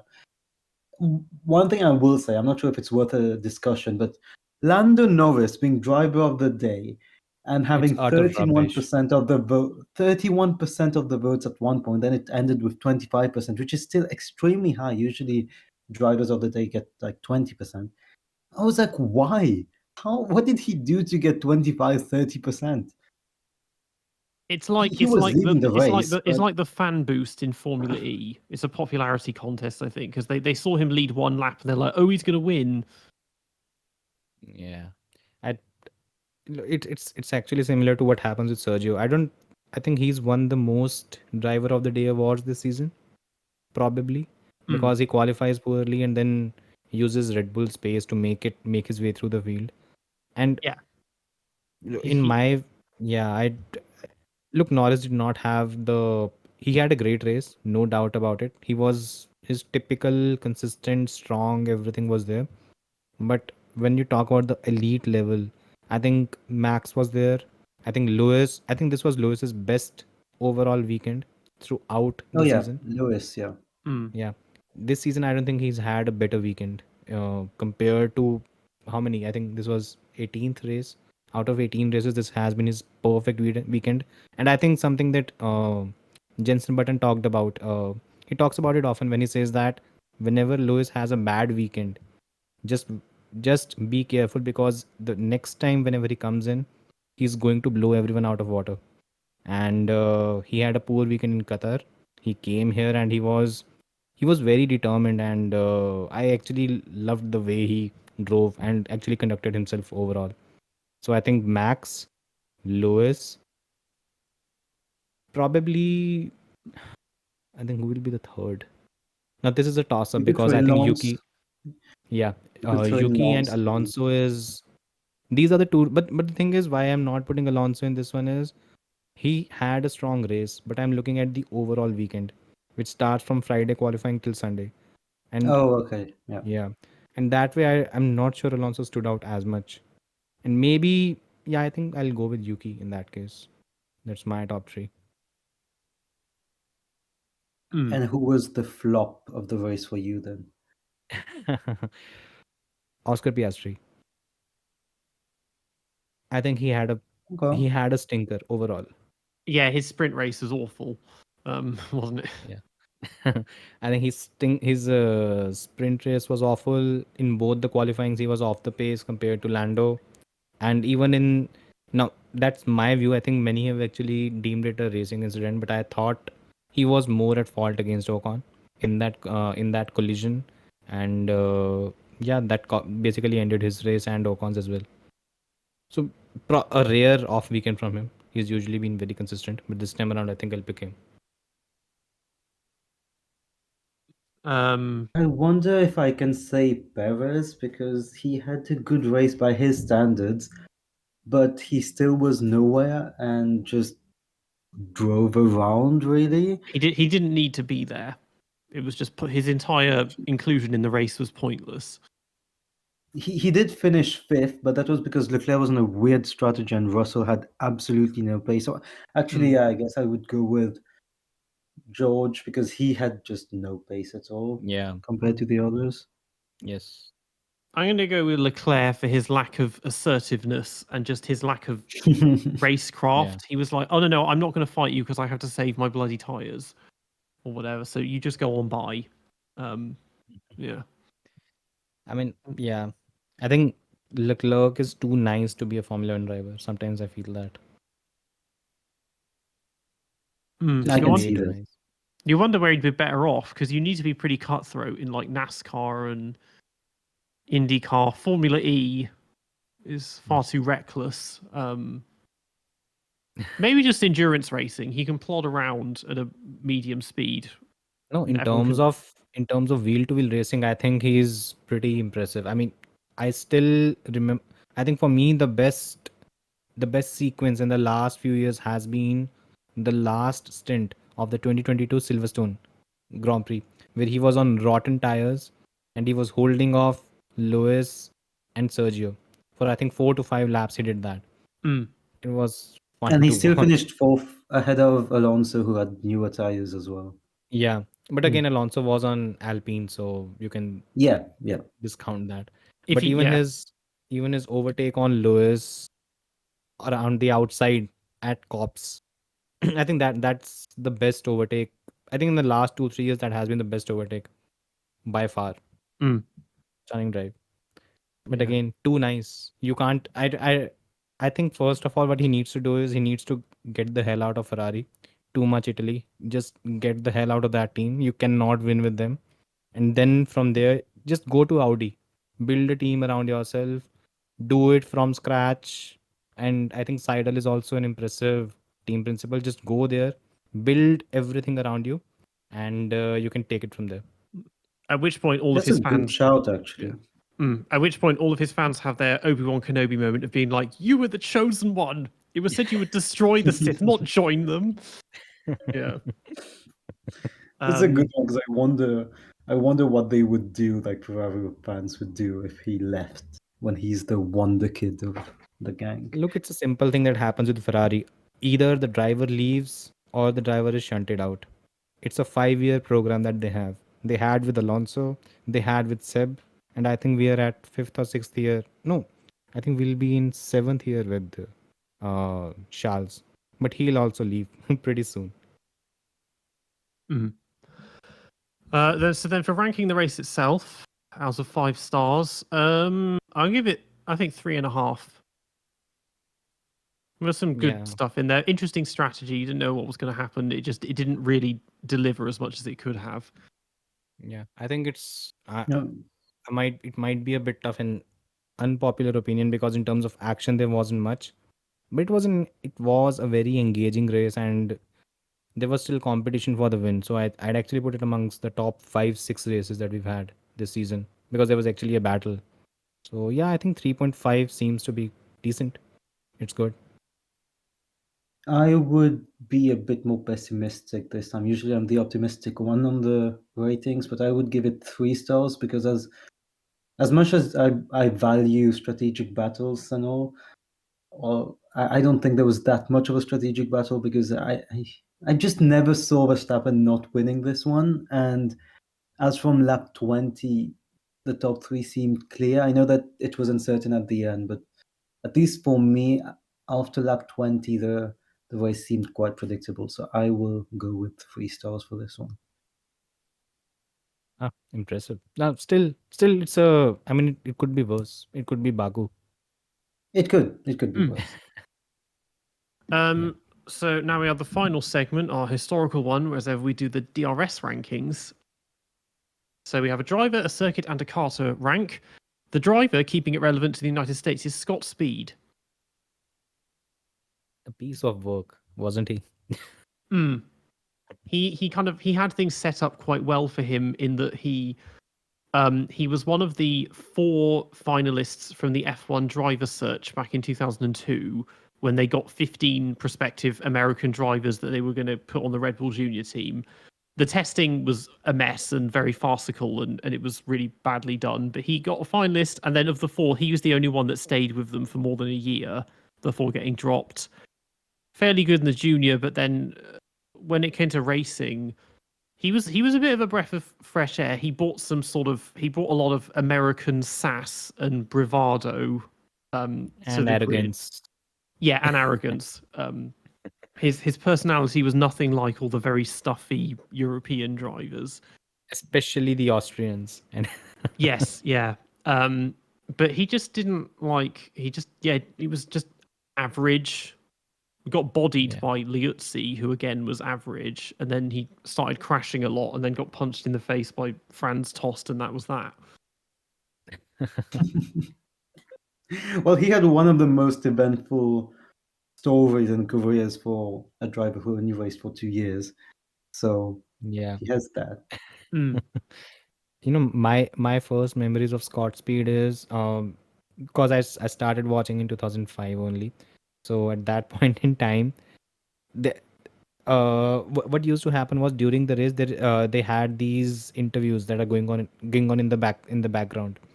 So there will always be a different accent that will come up, and you'll hear it because at that point in time I was not too aware of he's from America and all that, and you could always catch it was Scott Speed talking about it because there was a certain level of nonchalance. He will not. It was a bit like he did not care that he was there. He was there. Okay, the car crashed. Okay, this thing happened. No problem. We'll move on to the next one. It was a very common theme with him, and you could see that while every other driver was very serious, very polished as well, you did not see that with him at all. He was very unhinged on that front. I mean, there was one time he was caught on the microphone. He was walking through the paddock. I think it was his race engine or another driver, and you just hear him go, "Last night I had a boner this big," like just walking past. He just, he's interesting. I mean, his Beyond the Grid interview was very interesting because he's in his 40s now, and he has mellowed and matured a lot, and he's won several titles in Rallycross, still sponsored by Red Bull. So he's done well for himself, and I think he's just like, I was too young and I was too brash and didn't really understand the European mindset, I think, and racing scene. But in terms Liuzzi of, rated him quite highly in the last Beyond the Grid. Of Last course or he like will. the recent Even Beyond the even Grid. Yeah, of course he will. Even Lewis rates exactly, Bottas very because they were highly. evenly paced. Yeah, because they were evenly paced, and he wants it to look good on his CV. But he was like, Yeah. yeah, Scott Speed had good pace, but he was American and different from what others thought. And it was, yet another example of a driver trying to praise another so his own pace looks good. Yeah. It's basically him tooting his own horn. That was all. I mean, that's what everyone does. Yeah. But in terms of his actual on-track ability, he scored points once and then got a 25-second time penalty, Yeah. and had that taken away. So he got no points in his career. Several Yeah. crashes. I'll put him in C, I think. Yeah. I think similar. I would have actually gone worse, but yeah, okay, let's keep it a bit conservative. Yeah, I tend to agree with you on that. I mean, I've never been impressed with Scott Speed in terms of F1 drivers. But yeah, I agree with you on that. I would also go with C because his pace could be in D sometimes, but the fact he had the best name for a driver ever compensates and puts him in C for me. It was written in the stars that he would be a racing driver with that name. I mean, imagine if he was an engineer working a 9 to 5. There's no way he would have done that. That's basically, in like they say in boxing, Tyson Fury. If you have a name Tyson, you're going to be a boxer. If you have speed in your name, you're going to be a Formula One driver. So then we have a circuit to do, and it's the Miami Autodrome. I think that's its full name. I couldn't remember the name, so I think I once just called it like Miami Dolphins Circuit or something. But yeah, the Miami circuit with its famous fake marina in the wettest state in America. Okay, look, I don't like the track at all. Put for me, if I have to rate it, I'll rate it in the F, because the reason behind it is very simple. You have a brand new track and you have ample space. It's not like there was any paucity of space in any which way. Why would you build a track where the only way you can overtake is on the straights? Where are the corners? I mean, we always used to hate Herman Tilke, but all of his tracks, they look like masterpieces right now as compared to the kind of shit that we're building right now. Just look at Malaysia, Sepang, look at Shanghai, look at the track in India. You'll see a lot of overtaking opportunities in corners where you can actually get that done. Now the kind of tracks, Miami included, there's only one way you can actually overtake, and that is on the straights. And that's why you need great top speed. Other than that, there's no other scope. I hate the track. I'll be honest, I don't really like it at all. An F from my side. Yeah, I think for me, I'd give it an F, also just for what it stands for, because it's just monumental levels of cringe every time we go there, and and then they hype it up so much, and then the race is dull as dishwater. I mean, there's one bit in the final sector just before they go on the long straight. They have that twisty little chicane going like under the overpass. Yeah. And for me, that's interesting because it reminds me of the game Tocker World Touring Cars. One of the circuits, there's a street circuit in Vancouver. I don't know if it was a real one in real life, but because it goes under like overpasses like that, and it just made me think of that. But the rest of the circuit is just it's got straights that aren't really that straight, and it's got that fake marina, and again endless runoff because it's like Caesar's Palace. It's built on a parking lot. Yeah. But yeah, it shouldn't be on the calendar, so I'm giving it an F.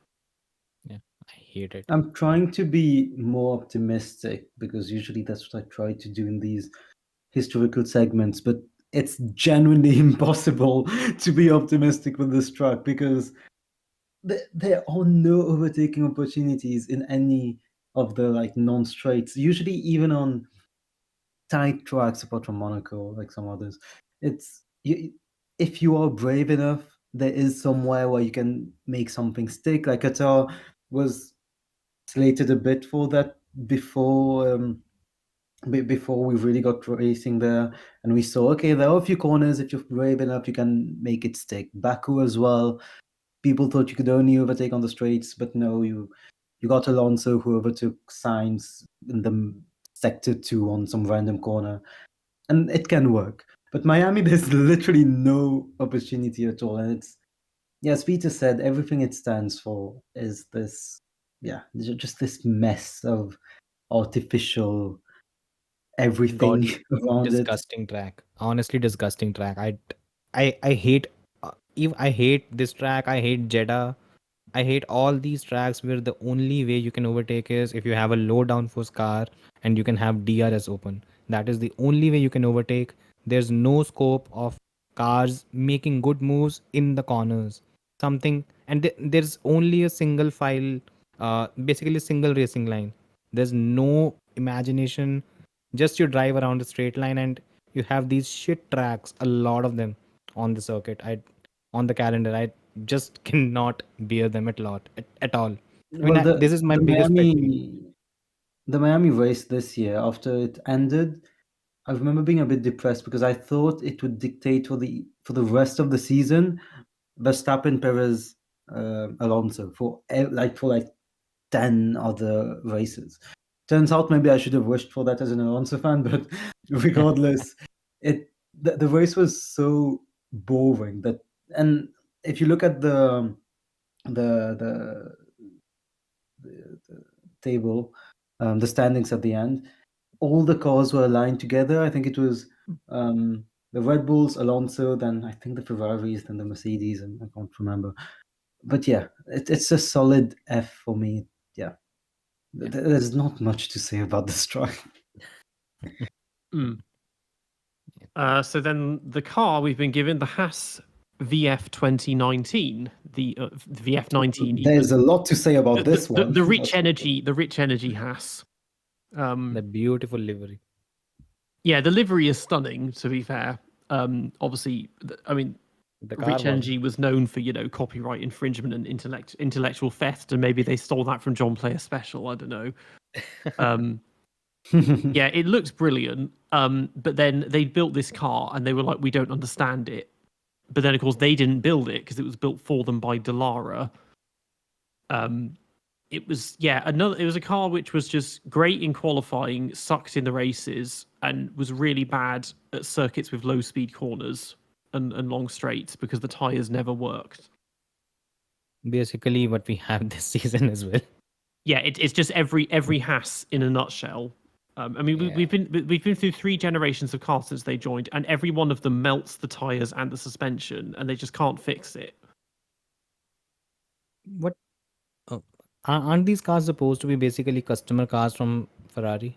Well, yeah, this is the thing. They're supposed to be this all-American team where none of their drivers are American. The team principal's Italian. The car's built by Dallara. The engine, the gearbox, and the suspension come from Ferrari. Their main base is in Britain, and most of their staff are British.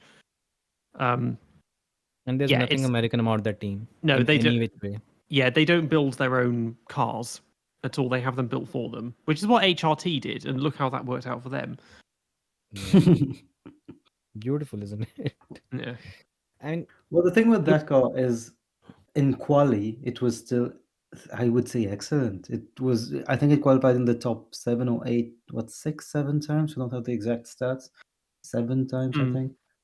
And they kept losing 8 positions in every single race. I was watching, when I did my Haas 2019 video, I was watching the research, and like Magnussen, he'd be losing 1 place a lap, and he's over the radio just like, do something. Because they just can't make it work. I think their average qualifying position was 7th, but then their average finishing position was 13th or something. Yeah. There were very few races where the car was good. I've never actually understood what the team is trying to achieve in Formula One. It's certainly not trying to win. It's just trying to exist in some way. It's not even trying to be American as well. Yeah. and be different. Like Red Bull, again, it was a money and business thing, but they at least came into it with this like fun partying playboy image that rattles a lot of feathers. But Haas, Fun. there's nothing different in their philosophy or their outlook. They They're were just meant to be kind- American, but as you said, they're not American. they're a And if Ferrari B team. and if Andretti comes in, they're not even going to have the only thing that maybe keeps them going. I'd the love it next if they couple got of completely years, shown up by yeah. Andretti. I have a So- feeling Andretti might not even make it to F1. I have a very strong feeling now with the way the things have been going. Well, upper management seems desperate to not allow them to. Yeah, that's what. And looking at the results of that 2019 Haas, they only scored double points at 2 races. Germany, which was a great race, but just attrition everywhere, and Spain. So they only had one proper double points finish, even though they kept getting both cars into Q3.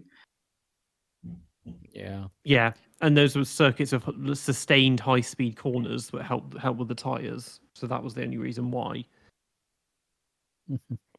I mean, I've still not been able to understand why the team. Look, what's the point of the upgrades that they brought this season? I mean, right now they are trying to change the concept. What's the point of it all when ultimately next season again it's going to be a Ferrari copy? If you're every season the car that you're going to produce, you can actually look at where Ferrari stands and the kind of season that Ferrari has. You can superimpose it in the midfield for Haas, more or less. Last season it was the same. I think it has been the same since 2017 when they came into existence. It's been, if a Ferrari has a good season, Haas will have a decent season. If Ferrari's shite, Haas will be worse.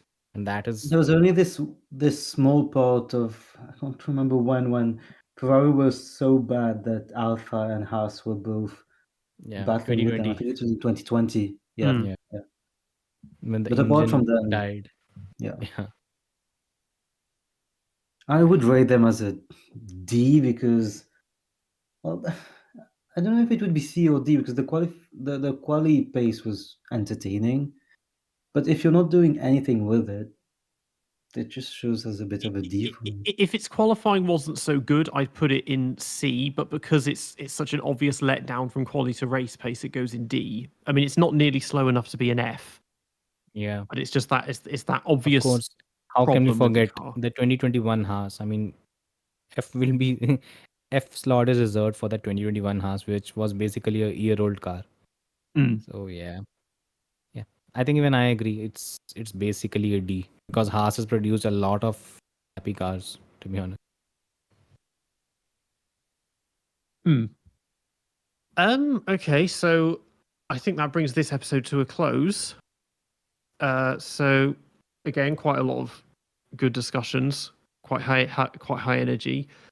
So thank you to Casual F1 fan for joining us. Where can people find you on social media and YouTube? Yeah, so just search Casual F1 Fan on YouTube. You'll see the channel. In terms of Twitter and Instagram, again, search at Casual F1 Fan. You'll see, that's my handle. I'll also share it with you guys. You can just add it in the description as well. Yes, yeah. And thank you to Nav as well for another good discussion. Thank you for being here. Thank you for this episode.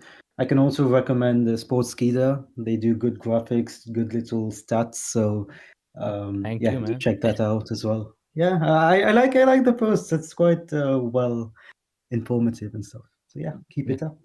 I'll tell the guy. And I've been Peter Brook. This has been the DRS Train podcast. You can find us on YouTube and Spotify, and we're also on X and Instagram at DRS Train Podcast. Join us next week where we shall have our race review for the Mexican Grand Prix. But until then, take care and we'll see you next time.